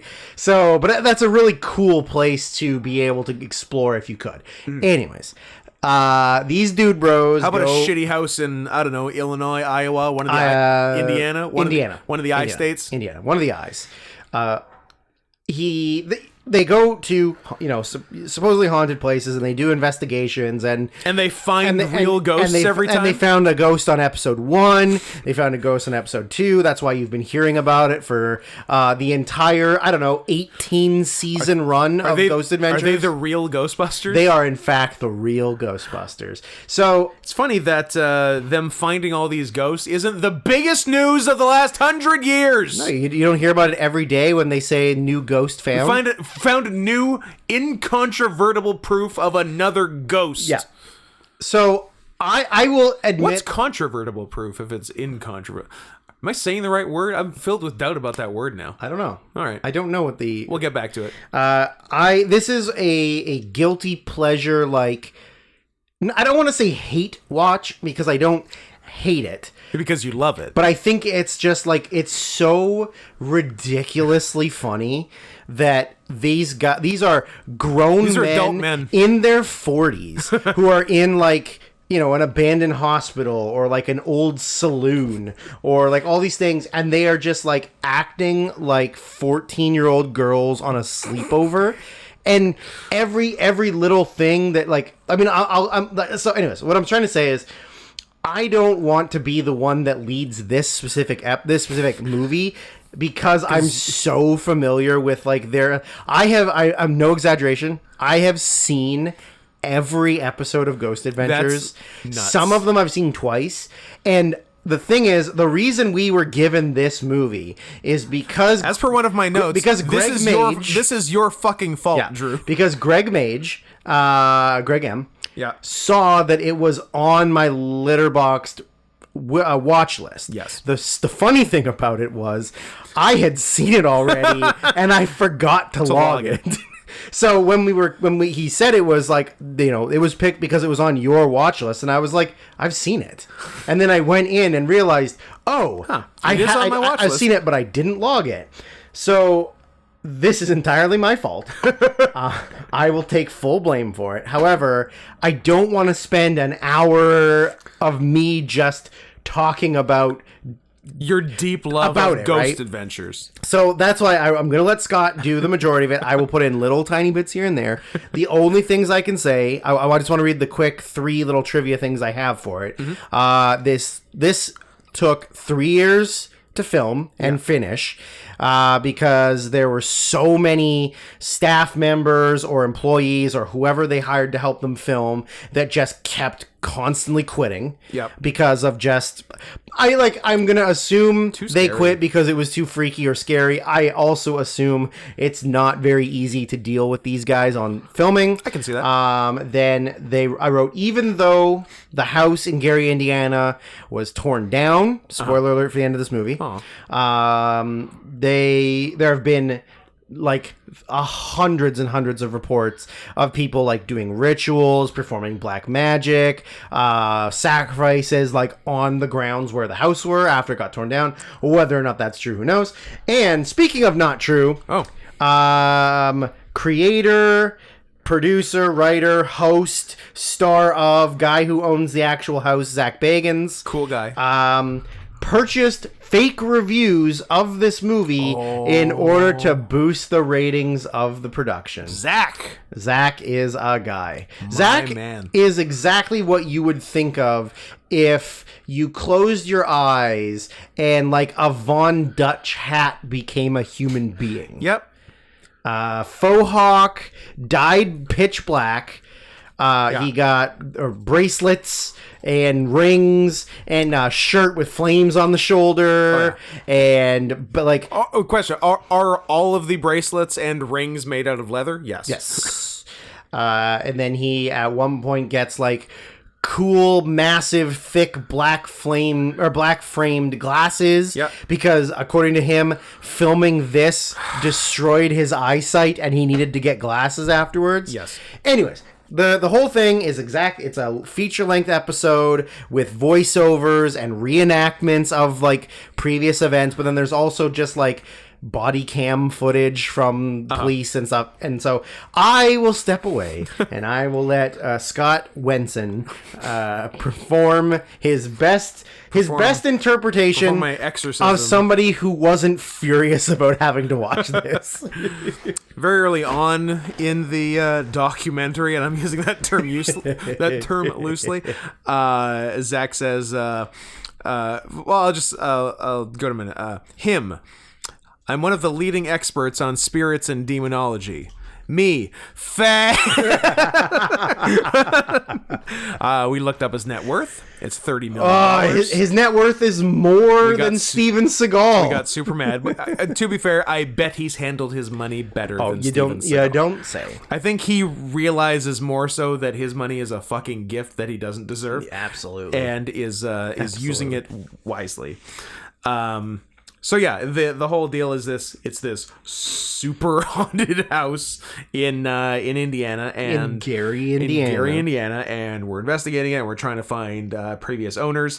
Did you state why he bought the house? So he had somewhere to jerk off while they were in Indiana. Correct. The house was so haunted that he didn't want anybody else to have to own the house and deal with the hauntings. Very altruistic. So if he bought it, he would control the demons, I guess. Fair. So they try to find the previous owners, and he basically says, like, we had to stalk this bitch pretty hard to find her to ask questions about the house. Kinda, yeah. They like got it from they found her by finding her on a news report. Yeah. And they just pieced together like that's an address, that's the building, let's just kind of find it. And I mean, I'd say they're better detectives than they are ghost hunters. Absolutely, they're ghost detectives. They should have just been detectives. They should have just run a detective agency. It should have just been. They could have been Kittredge. Should have just been Adventures. Adventures. And not Ghost Adventures. Yep. It's a better show. They interview one it was the brother of the family. Brother of the family, yeah. Because they refused to talk to them because they want had nothing been to do in the with it. house. Too scary. So there was something attached to them. Too scary. Who was wearing a Triple H King of Kings He shirt. sure was. Which was That's awesome. our guy. And got us very excited. That's our guy. And then, so we get into the family that live there, mother and children, and I don't know, grandmother, and I guess everyone got possessed. Where was the father? He was hanging out. He was in a somewhere. different state with a different family. Yeah, that's also his. That he also then left. The recreations in this are something else, and they hit him hard. Once the woman said that the kid was having like a demon episode and walked up the wall backwards. How many times did that recreation get played? 5. Had to be 5. 5 times over the course of the show or the movie. And it's because there's no special effects. It's a woman holding the kid up. Yeah, holding him under the arms as he walks up the wall backwards. Yeah. I'm like, well, okay, maybe that's also what happened in real life, and there was no magic, or it didn't happen. Period. That's also on the table. like number 2. Yeah, you think it might be number 2? Let's keep that on there. And then there's a lot of exorcism stuff, and I just wrote there are adults that believe in exorcisms. Yep, there are. That's a bummer. There are. That sucks. Don't believe in exorcisms. There's no demons. Nope. There is not a demon. You know when Will Forte said, "I'm a demon." I'm a demon. He was kidding. Not a demon. It's just Will Forte. It's Will Forte. If you think you're Just possessed, Will Forte's. If you think you're possessed, look around. It might just be Will Forte. Just Will Forte screaming, "Murder me!" Murder me!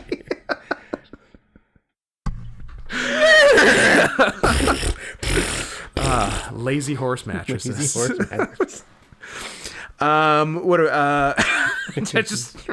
You can't spell necromancer without romance. That was an important that is very part true. of the show.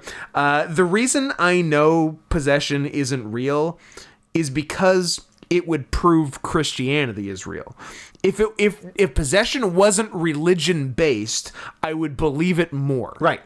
But there's too many implications. Because, like, the way they cure possession is Christianity shit. Fucking crosses and prayers and holy water. Yeah. And there's no way that would work. They make you smoke the whole pack. You smoke the whole pack. Yeah. Yeah. But I would absolutely be more inclined to believe in demonic possession or the existence of demons if there wasn't a religious component. Right. It was just some some other shit going on. Yeah. Yeah. But it's not, and it's bullshit. Yeah. It's 100% bullshit. So so the family had a lot to say about it, and all the crazy shit that went on in the house, and that one was largely about the possessions, because like the mother needed an exorcism, and the kids were walking up walls, and but then was it after they were there were squatters in the house? It was before. When they got there were squatters in the house. And the squatters had been there for 2 years. Yeah. And we interviewed some of the squatters who are surprisingly the voices of reason. They're like, nothing happened here for the 2 years. Yeah, we've literally seen nothing. Yeah, it was fine. Until. Do you remember What was the until? Until much later, when they realized it was for a movie, and then the guy was like, yes. Yeah. Yeah, they're just like, oh, yeah, well, actually, there's... I can tell you some shit, man. I can tell you some shit. Y'all making a movie? Yeah.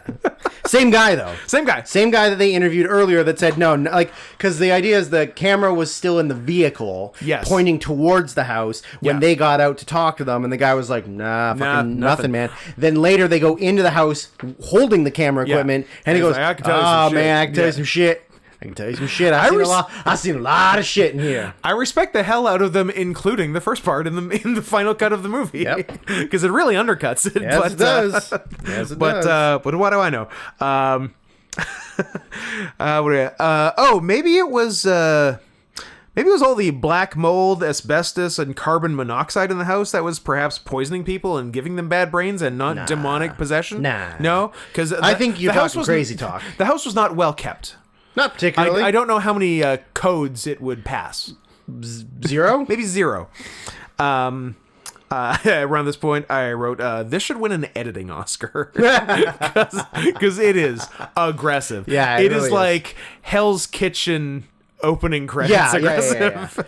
Yeah. We got knives going through, but like no CG or graphics or anything, just real. Yeah. Like the demonic figure with the goat head that appears around the corner and starts walking down the stairs. Yeah, because Zach's deal was he had a dream. He had a nightmare about the house. About goat demon. About a goat demon. And he's like, gotta have it. Gotta go to this house. I gotta go to this house. Yeah, and then... P.S. If we ever go to Vegas, we're going to his museum. He's got a haunting museum or whatever the fuck it is, and we're going. We need to discuss actually going to Vegas in April. Ooh. If that works for you. Because yeah. There's a number of reasons we should do it. And are they all off-pod discussions so that people don't know what we're doing? They're on pod. Oh, okay. Discussions. Sure. But yeah, we should make that happen. And I don't, given the other people going, I think we can do it for pretty cheap. Nice. Yeah. So I like it. Yeah.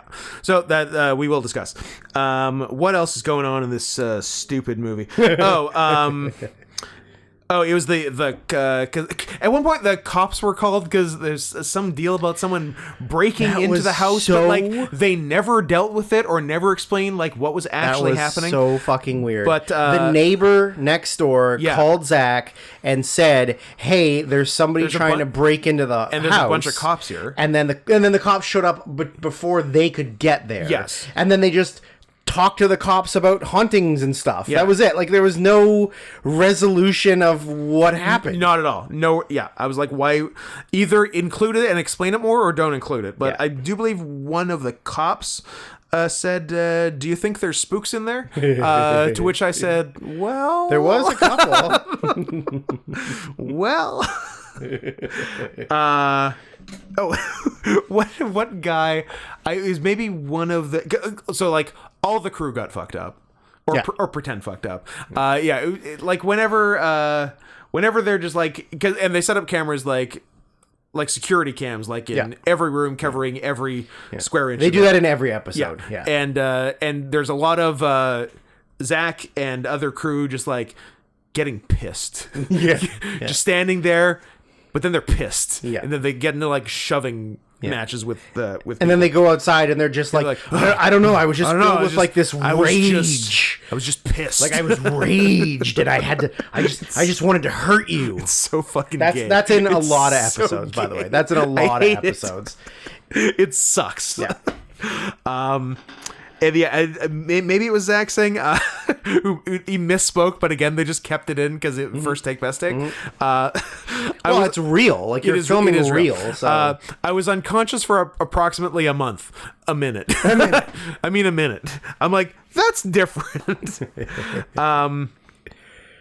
Oh yeah, and then there's all these like leaps in logic because there's the implication that someone who didn't like the family there summoned the demon, and it wasn't just like hanging out in that area. That was the dirt under the stairs. And the basement was all finished except for under the stairs to the basement, which was dirt, and then they found nothing there. There was like a can lid and some fabric or something. Yeah, and like, maybe they did a ceremony. Someone did a ceremony here to summon the demon, summon 12-foot tall goat demon, to terrorize his family because they didn't like them.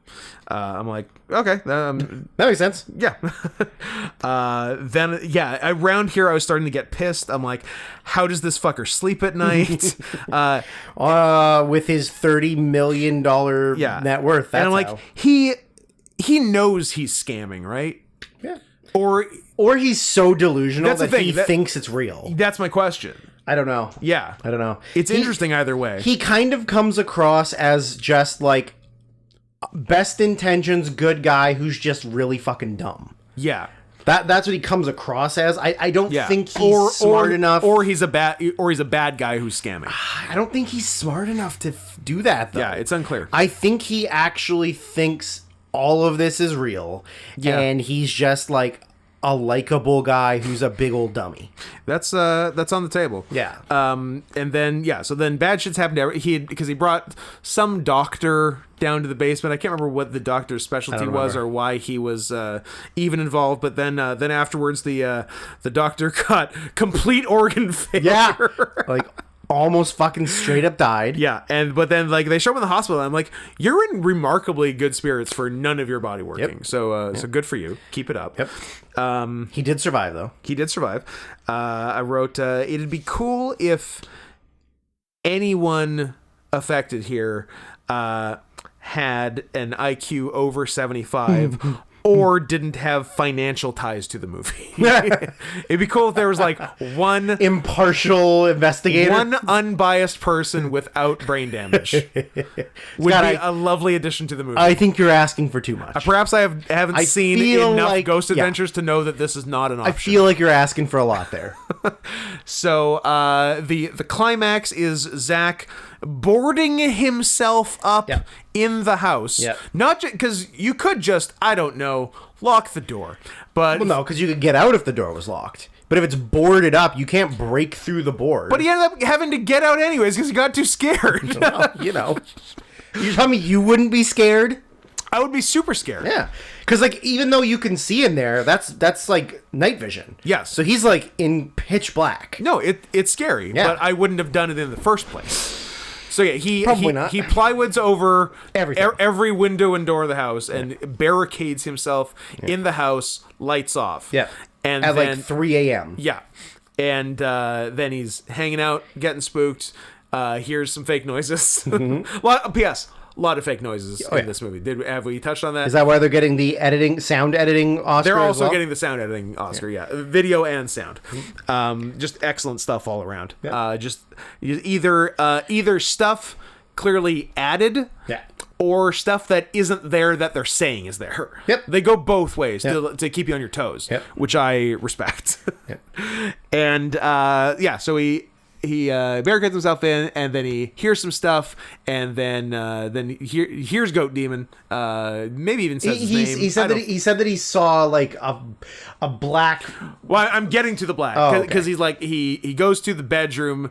He's like cowering on the bed, hiding on the bed, back against the wall, like a little bitch. Sets the camera down, which up to this point had been crystal clear, and then gets blurry as shit. I'm talking less than our early 2000s wrestling 240p. It's like when you're watching YouTube and you temporarily lose internet connection. Yes, and it goes all the way down to the basic full blur, and then slowly works back to where you were. Yeah, and during the blur part, this like black shadowy figure walks past. He gets too scared and like busts out the door. You have to let him out. It was too bad that literally everything besides that was caught in HD. Yeah, but maybe next time, or maybe never, if I'm to understand how the show goes. Well, seems to be more like never. Almost got him. So he's wearing night vision goggles and there was I don't know if it was directly before. I think right before the shadowy figure there was like a flash or something. Maybe there were no, there wasn't a flash. There just like his eyes started hurting, just of their own accord. Yeah. And then I don't know, it gave him like macular degeneration, and now he's needed eye surgery. Yeah. And I'm like, either one, that's just fake.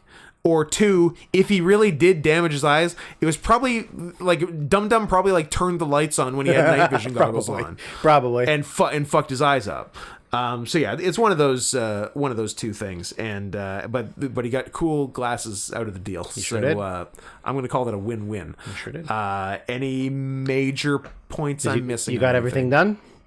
Those are all your notes? Those are all my notes. I mean, one of my favorite things about the show... Well, actually, the only two things I'm going to say are two of my favorite things about the show. One, which was in this movie, was when they review audio footage, audio or video footage, where they go... if you listen, you can clearly hear this saying, "Get out," but then you hear the audio, and it's just it's nothing. Yeah, or like. You're like, that clearly is saying Zach's name. It's a chair being moved. Yeah, but like it's in almost every episode. It's really good. Where they like, or like, you know, they'll do the, did you just hear that? And like, I heard that. So much and then they of go that. back and review the footage, and you you hear nothing. Then you hear them say, "Did you just hear that?" And so it's like that's in everything. Yeah, and there's the thing with like the black spot on the camera. Black spot on the camera. There's always like orbs that move, and they're like a lot of orbs. What was that? Orb-heavy show. The other thing that is one of my favorite parts of the show is the other investigator with Zach. His name is Aaron. Is he the guy who had the bad time? No, he's not even in the movie. Oh, he's like one of the guys had a bad time in the hotel. Yeah, that was the camera guy. I remember he like laid down in the house, and then he went into the basement, and then he was like freaking out. He was drawn to the basement. So the other guy, and then he had to flip out in the hotel. Yes. Yeah. The other guy in the show, his name is Aaron. Yeah. And he's like the main like secondary guy, but he's not in the movie. And I looked, and it just said that like he didn't want to do the movie because I guess he was too scared.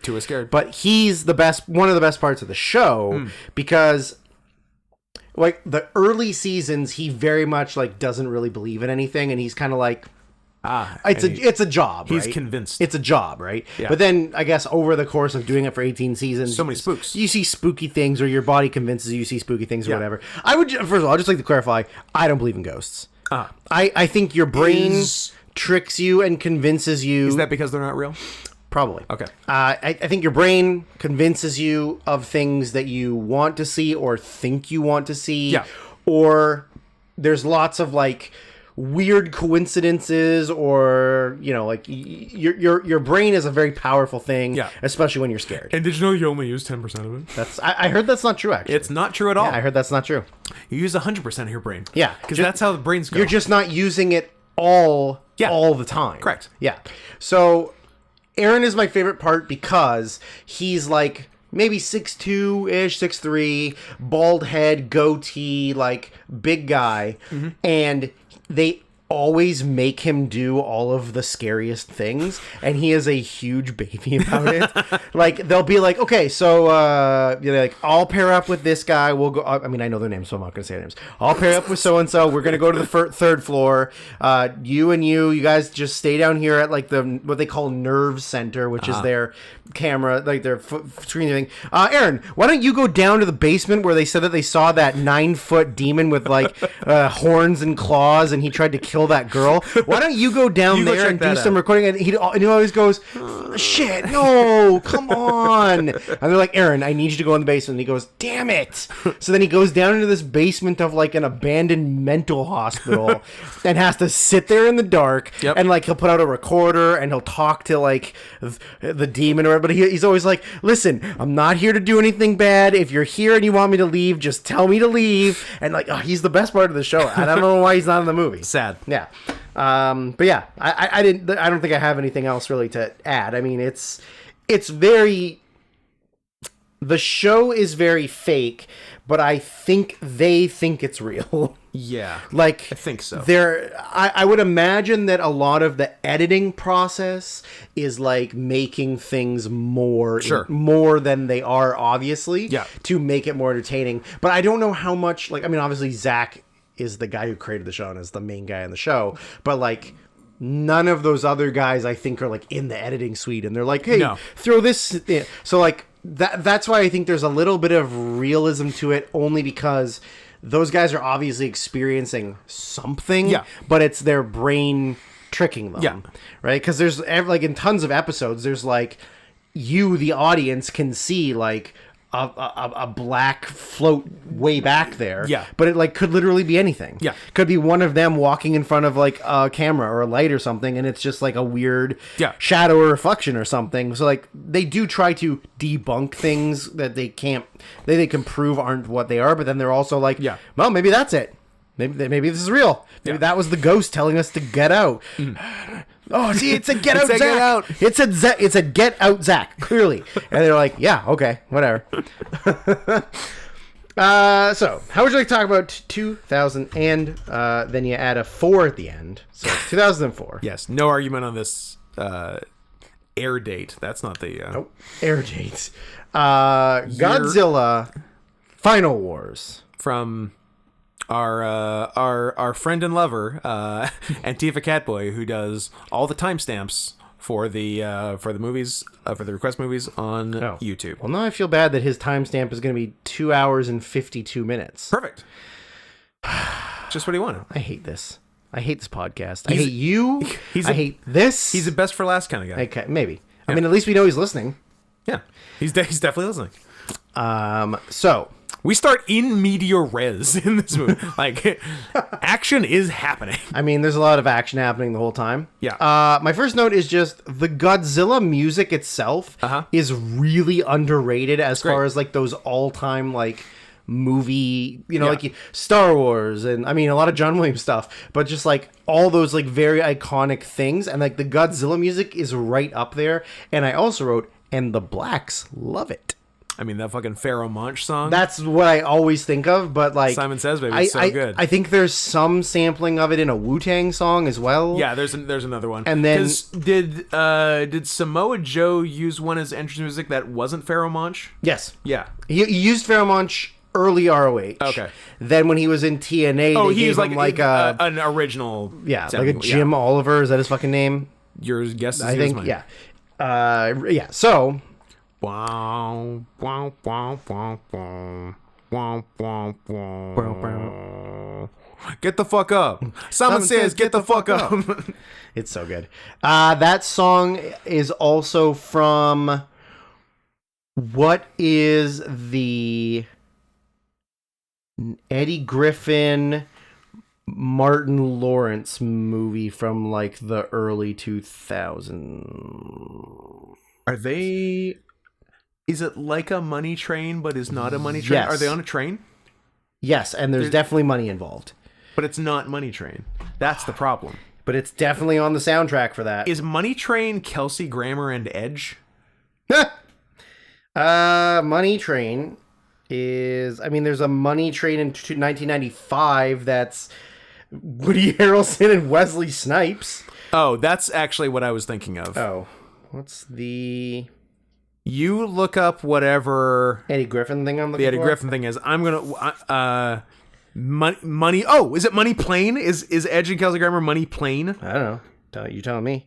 Adam Copeland and Kelsey Grammer, Money Plane 2020. So we found two things, but not the one thing I was totally wrong. About Double take. How it just came to me. Eddie Griffin and Orlando Jones. That's right. Man, good stuff. Double take. But it's in that movie, and I've definitely seen that movie. Excellent. What's Orlando Jones up to now? Nothing? Is he dead? Is he still doing ads for 7-Up? He apparently he played Elgin Baylor in HBO's Winning Time. Okay. He's getting work. And he was in Apple TV Plus's Swagger.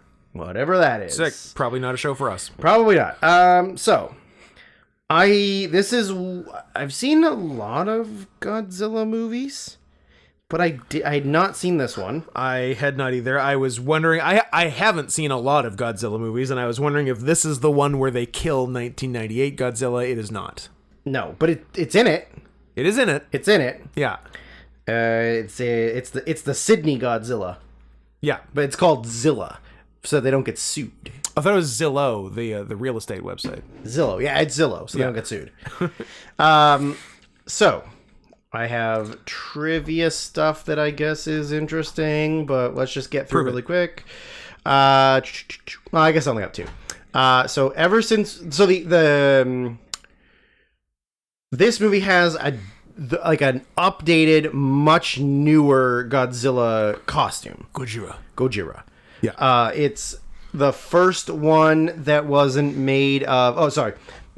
The suit that stuntman Tutsumuo Kitagawa wore weighed 100 kilograms. Too heavy. Before this. So the original... Too heavy. Yeah. How do you move? He compared it to dragging a tire and giving a piggyback ride to a fat man while walking.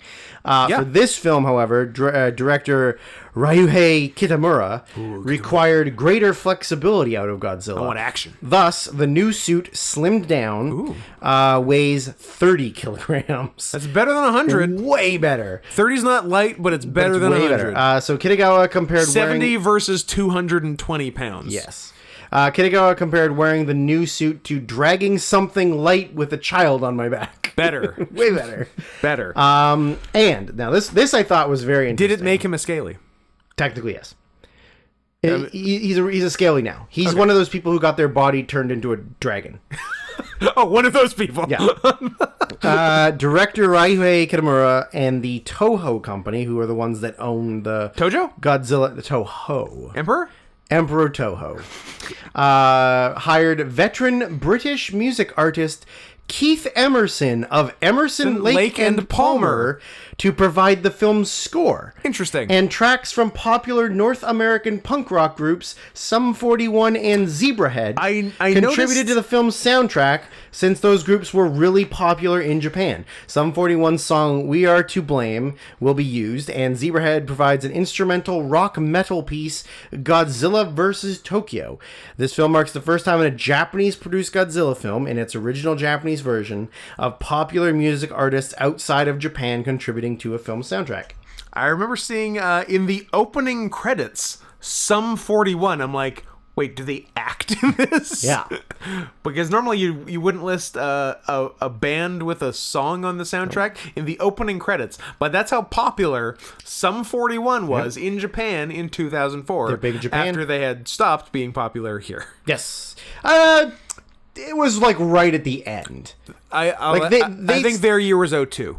Yeah, but I think they were still like they were around in 04, but they probably put out an album like yesterday around that time. Well, yeah, maybe yesterday. I think they did have a comeback.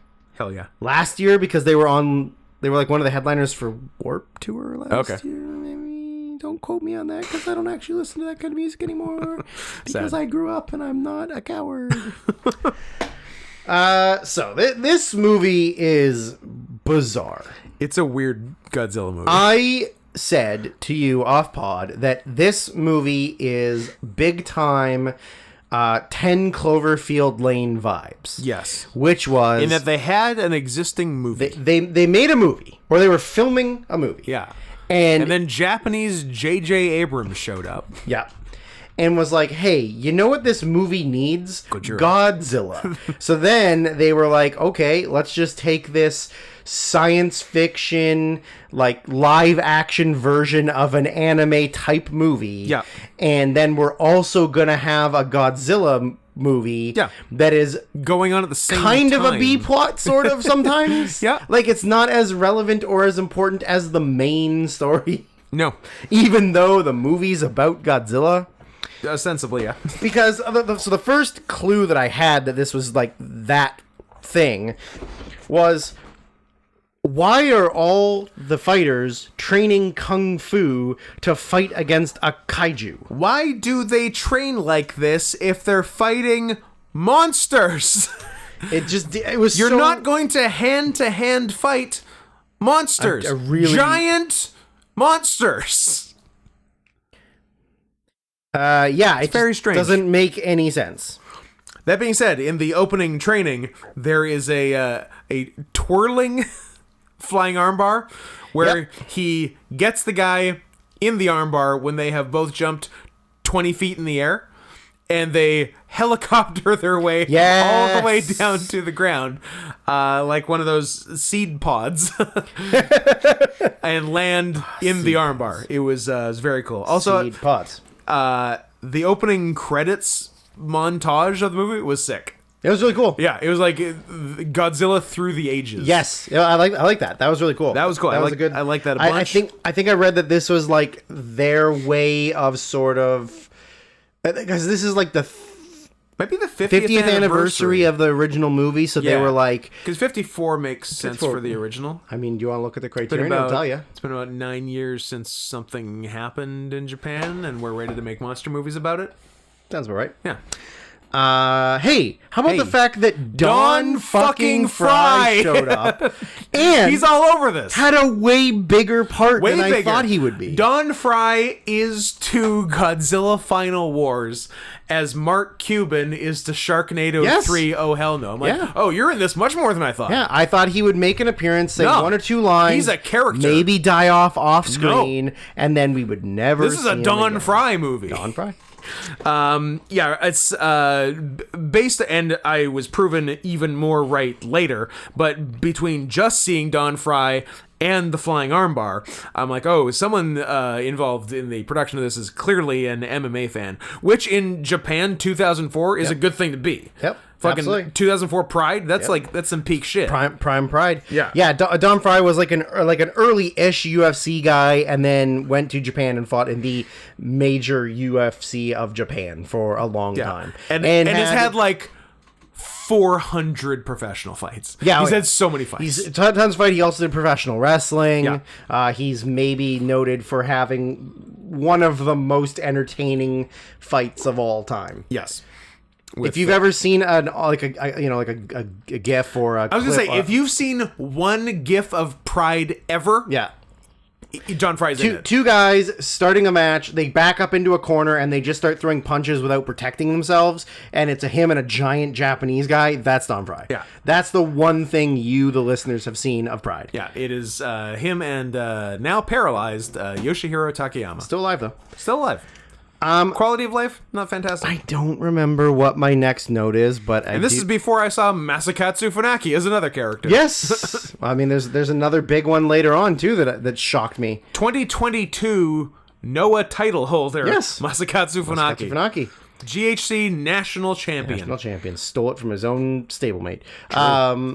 They refer to it as Infant Island. And I said Little St. James.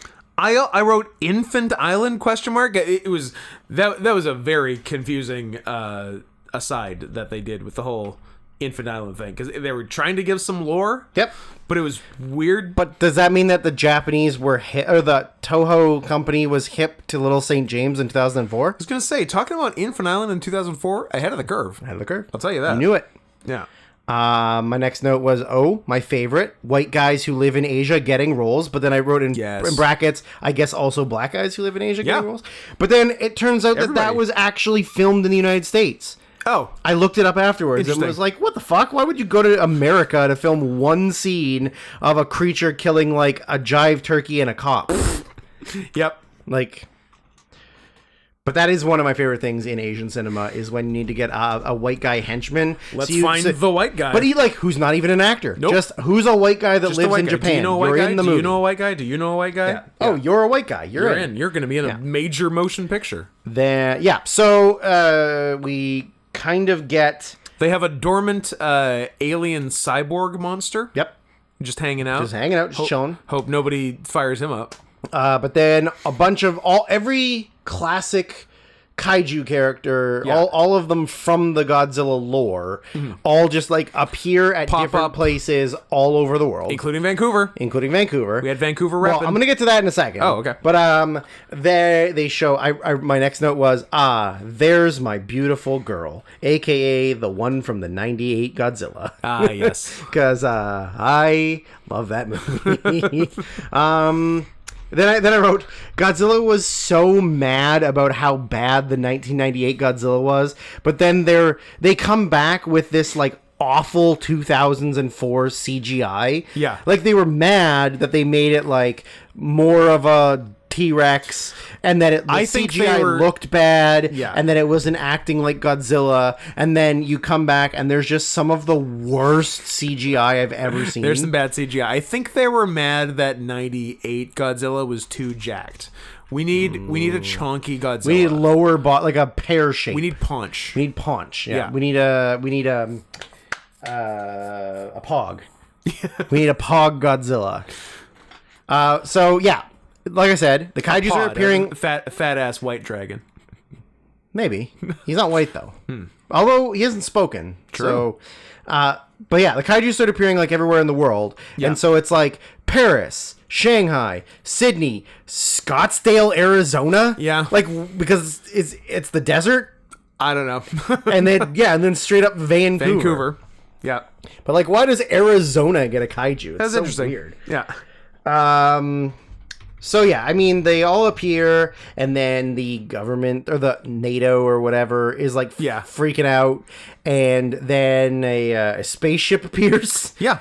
And the main people, like the leaders of, they get all the monsters to knock it off. All the monsters did leave, and then they get put up on the ship, and then they're just like, we're from this planet that you can't pronounce, and we're like you, but we're here to stop this asteroid, or like, no, it's a planet. Yes. We're here to stop this other planet from colliding with Earth. Because you dum-dums didn't even know there was going to be a planet colliding with Earth. Because they're like, it's going to strike you in like 11,000 hours or something. Like, it was like what a weird way measurement of time phrase it. Yes. Like, we're not going to go by like months or weeks or whatever. We're going to go by hours. Yeah. So you're really making me do math at that point. Yeah. Which is, what's the math? Do it. What's 11,000 hours? It feels like about a year. Is that are you locking in your statement? I'm gonna say like 1 year and one year. Here's another stupid measurement. How about 1 year, 2.5 months? What do you think about that? In years. Interesting. It is 1.256 calendar years. Oh, would you say that's pretty fucking close? That's pretty fucking close, 1 year, Scott. 2.5 months. You were so that's so close. Just over 1 year, 3 months. 458 days. Yeah, not bad. Pretty good. Not bad. Look at you, Mr. Math. I'm a professional. Okay, now follow-up question, because you only know a little bit and not a lot. No, I'm just kidding. It's hard to do follow-up questions with math. Like another math. Okay, now divide that by 2. Oh fuck! Damn, I can only do the first one, not the second one. You're asking me too many questions. Yeah. Yeah, and then we just we get one of many B plots. Father and son, I don't know, going fishing or some hanging shit, out, and they meet little baby Godzilla. Baby Godzilla, which I think my note was just like, what the fuck is this little baby thing? I wrote, he's just a little guy. Where did I write that? Or maybe I didn't, and I just thought it. I wrote that I love that it sticks to like the traditional or OG Godzilla practical effects. Yes. Like the perspective, the destroying of things, the way that they interact with like objects and move. Like, I'm glad that they didn't try and make it all CG, because the CG looked like shit. Yeah. So at least keeping to actual motions and all that is really cool. Yeah. But then it turns out that the aliens are sinister, and and they're not humanoids at all. And they're not humanoids at all. They're lizard people. But they can do like not body snatcher, but they can just like take human form. They can shapeshift, sort of. Yeah. Or just like cloak their outer. They're just like good at suit making. They just like make good fursuits, but the fursuits are people. Are they 30,000 yen or 3 million yen? They might be 3 million yen. And they're bipedal or could be quadrupedal. Quadrupedal. I like quadrupedal. Yeah, so the monster attacks, and then stopping the monster attacks was to like ingratiate themselves to us. A false sense of safety. Yeah, and then they like kidnapped some of the high up NATO people, and then made suits of them. Yeah, and then replaced them. They posed as them. Basically, the end game is that they want to eat us. They wanted to use us as cattle. Right. Yeah, they wanted to use humanity as cattle. Yeah.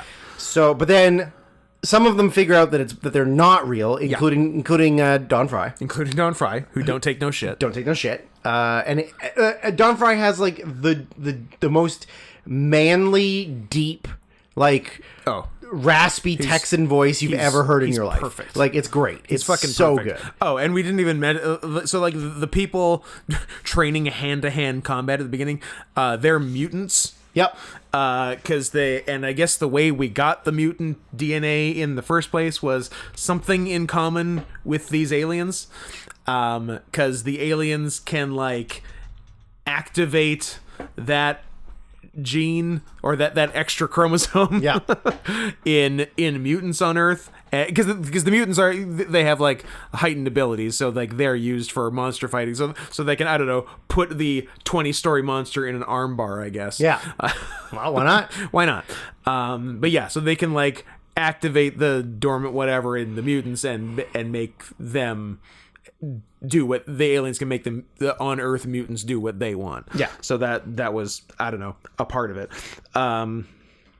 So do they activate their, oh yeah, and the dormant alien cyborg monster, the mecha, is these guys' creation.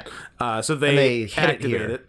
And then the people on the side of good are like, I think we got to get Godzilla on the case. Well, my next note is, we're 45 minutes in. Yeah. And allow me to quote Dr. Ian Malcolm. You do plan to have Godzilla in your Godzilla movie, right? Hello? Yeah.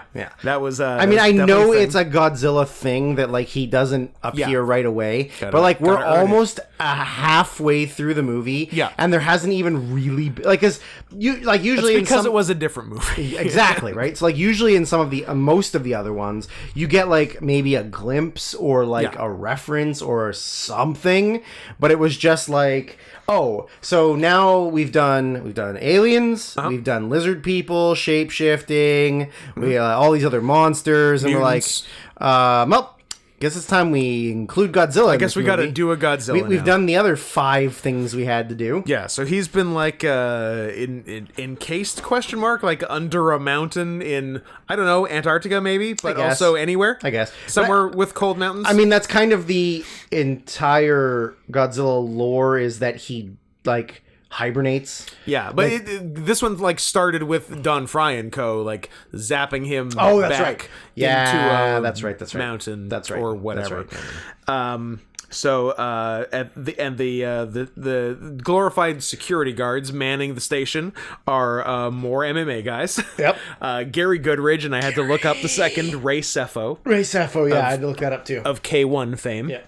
Oh, Gary, I love you, Gary. And so they. Is he dead? Yeah, I don't know. I don't think Gary Goodridge is dead. I don't know if Gary's dead. He was definitely married to. Let me see. Gary Good. No, he is in fact still alive. I thought so. Yeah. He's technically Canadian. His fake name in Fire Pro Wrestling is BB Badridge. Did you know that he's a black Muslim? Did you know he's a black man? I thought he was. What did I think? Briefly married to Hillary Clinton. I'm gonna keep talking. I thought he was married to somebody. Charlotte Flair. But maybe I'm thinking. Maybe you're crazy. Who am I confusing? Maybe you're confusing him with Melvin Manhoof. No, that's a completely different kettle of fish. So no, it's not who I was thinking of. Who the fuck am I thinking of? Do your business. Yeah, I'm just looking. So they successfully activate Godzilla, and then I think the most confusing part of the movie happens right after this, where Godzilla confronts and immediately defeats the alien cyborg monster that was very much set up to be the climax of the movie. And I'm like, the big heel. We have an hour left, and that's because the aliens have another monster that is almost identical to the one he just beat, but it's fully organic and not a cyborg. It had a different head. With a different head. Yeah. I was like, what the fuck was that? That was such a weird choice. Wouldn't it have been better to not have to bring in the second thing because you've already introduced the first thing? You are asking way too many questions. Regardless, that's where we got the Sum 41 song. So so that was cool. I don't remember the context, but I wrote Japanese love doing kamikazes. It was just fighting the aliens. I think maybe. I think there was some kamikaze. Well, yeah, there was. Oh, there was. You're action. right. There was. I wrote that there was some really terrible looking like Thunderbirds are Go style floating ships. There sure no. were. Before anybody who hears this gets mad, Thunderbirds are Go was pretty fun. Sure, but it looks terrible when you're doing a 2004 doing a technically big-ish budget Godzilla movie, but Yeah. not really. I like it when the Japanese guys talk English sometimes because they do a fair bit in the movie. Yep. The only one I wrote was "Watch it, X-Man." Yeah, that's right. That's right. I did hear that. I enjoyed that. I wrote an hour 9 in, Godzilla finally fucking shows up. What is Nice. he? A Mexican? Oh, Racism. You guys thought the racism was done with Bamboozled. You are wrong. are you saying that in Michael Rappaport's words, Godzilla showed up on CP time? Maybe. Okay, This I'll be having my own CP time later tonight. nice. This was something that I noted before I looked up the trivia and said it. What did you find about Gary Goodrich? Well, I don't remember what I was trying to find. Like, I was trying to find... There was somebody we made reference His to sexual history. on a previous podcast who was married to a former Pride fighter that we were like, what? And then we looked it up, but I don't remember what it was now. Anyways. Right. So before I did the trivia, I wrote... The guy inside the Godzilla suit has some of the like sickest moves and expressions I've ever seen. Yeah. Like there was one where he like, because like when Godzilla shows up, he just starts wrecking shit. Oh yeah. Like he's beating up every other other monster there. Yeah. He's like beating up 3 at a time. Yeah. But like he did one where he did like, I think he did like a missile drop kick. I think so. And then, like, when he landed, it like he did the drop kick and like did a side like twirl back to his feet, landed, and then he did sort of like an over the shoulder look back. And I was like, that's like the greatest thing in a Godzilla movie ever. This Godzilla fucks. Like his like mannerisms were so good. Some good stuff. Like it was such a cool thing to see. It's a shame that the rest of the movie wasn't that thing. Yeah. So Mothra shows up, and because they're like, Mothra looked beautiful. They're like, Mothra looked beautiful, and they're like, all right, things are looking grim, but Mothra will save us. Mothra immediately gets fucked up. Yeah. Mothra gets 0 offense. Mothra Zero. gets destroyed. Yeah. So I thought that was funny, and then so the head. Good guy who's one of the mutants, but like a special mutant who doesn't succumb to the mind control powers, of the aliens. Yeah. So him and he's a Professor X type. He's a Professor X type. Him and the head alien are having their own sort of final battle, and it looks grim for our good guy Ozaki. And then I wrote, "Oop, Ozaki's a Matrix." Because he discovers he's Neo. Yep. And he is Neo. And it literally just Neo's the other guy and fucks him up. Yep. Yeah. Yep. So that was that. I wrote my only note about Baby Godzilla, which also like none of that fucking mattered. No. That was completely useless information. But at one point, like, Godzilla's fighting somebody, maybe the mecha, and he's like losing, and the baby like walks over and does like this like and like spits out like a ring of fire or something, but then he like immediately looks like he just nutted. he's hunched down and he's like it was his first fire breathe. And I was like, that's weird. Well, like, what the fuck was that? Also, nothing involving Baby Godzilla was like important or relevant to anything. No, it was just other than the ending, which also didn't matter. Yeah, so the ending is surprise Godzilla beats the secondary big boss that was brought in for no reason and could have just the non-robotic the organic robotic alien monster beats that, but then so all the bad monsters are vanquished, and I think that the aliens are vanquished too. Yes. And but then Godzilla is still Godzilla, and he wants to go stomp Tokyo. Yeah. Who wants to smash? Who doesn't? Who doesn't like to smash Tokyo? And then the father of the father-son who came upon Baby Godzilla, the father like gets in Godzilla's face, Kinda, and he's like, Godzilla, knock it off. Yeah. You need to forgive Japan for getting 2 bombs dropped on it. They only deserved 1, and you're a father now. Which one, though? Little boy. Not Fat Man. Not Fat Man. Fat Man was too big. I guess. Yeah. Did more damage. Fucked them up a lot longer. Yeah. And then Godzilla's like, okay. All right. I'll see you guys. See you later. And that was it. And then, of course, because all things must be set up for sequels that I don't think happen, they're like, so this was in fact Godzilla Final War. Yeah. And they did the Final War, and everything was vanquished, and Godzilla went to go peace out with his baby. Yeah. And then they say, this is the beginning of a new war. And I'm like, how? Do they not understand what final means? But like, what's the new war? Everything's resolved. Godzilla's going to raise its child with ideology that does not match up with Japan. Oh. So then he's going to go and try and convert all of the Taoists into Jehovah's Witnesses. Now that's a war I can get on board with. The only note that I have left is I can't believe that this movie had Don Fry in it and he didn't actively fight someone until an hour 40 in. He took his time until the fight. But I said, is he? And then he fought a woman. Yep. And she said, wait, you'd hit a woman? And he looked at his fist. Oh, it's so good. He opened it up into an open hand. Yep. Gave a smirk and a nod, and then said, yeah. And then hit her in the fucking face. Blasted her. It was great. It's so good. Yeah. Yeah. Bam. Just popped her one. He's the king. You know, he's the king. Absolutely a king. I'll be real sad when Don Fry dies. Yeah.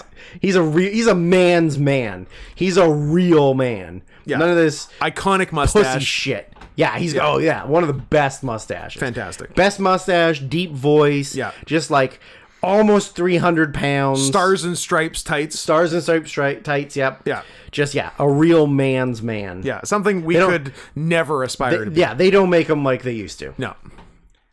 Do you want to stop? Yeah, I would love to stop, maybe eat. Let's do that. Maybe give ourselves a mid-podcast treat and then try not to record another 3 hours and 24-minute podcast after this.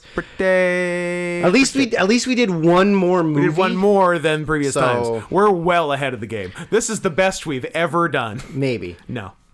Bye.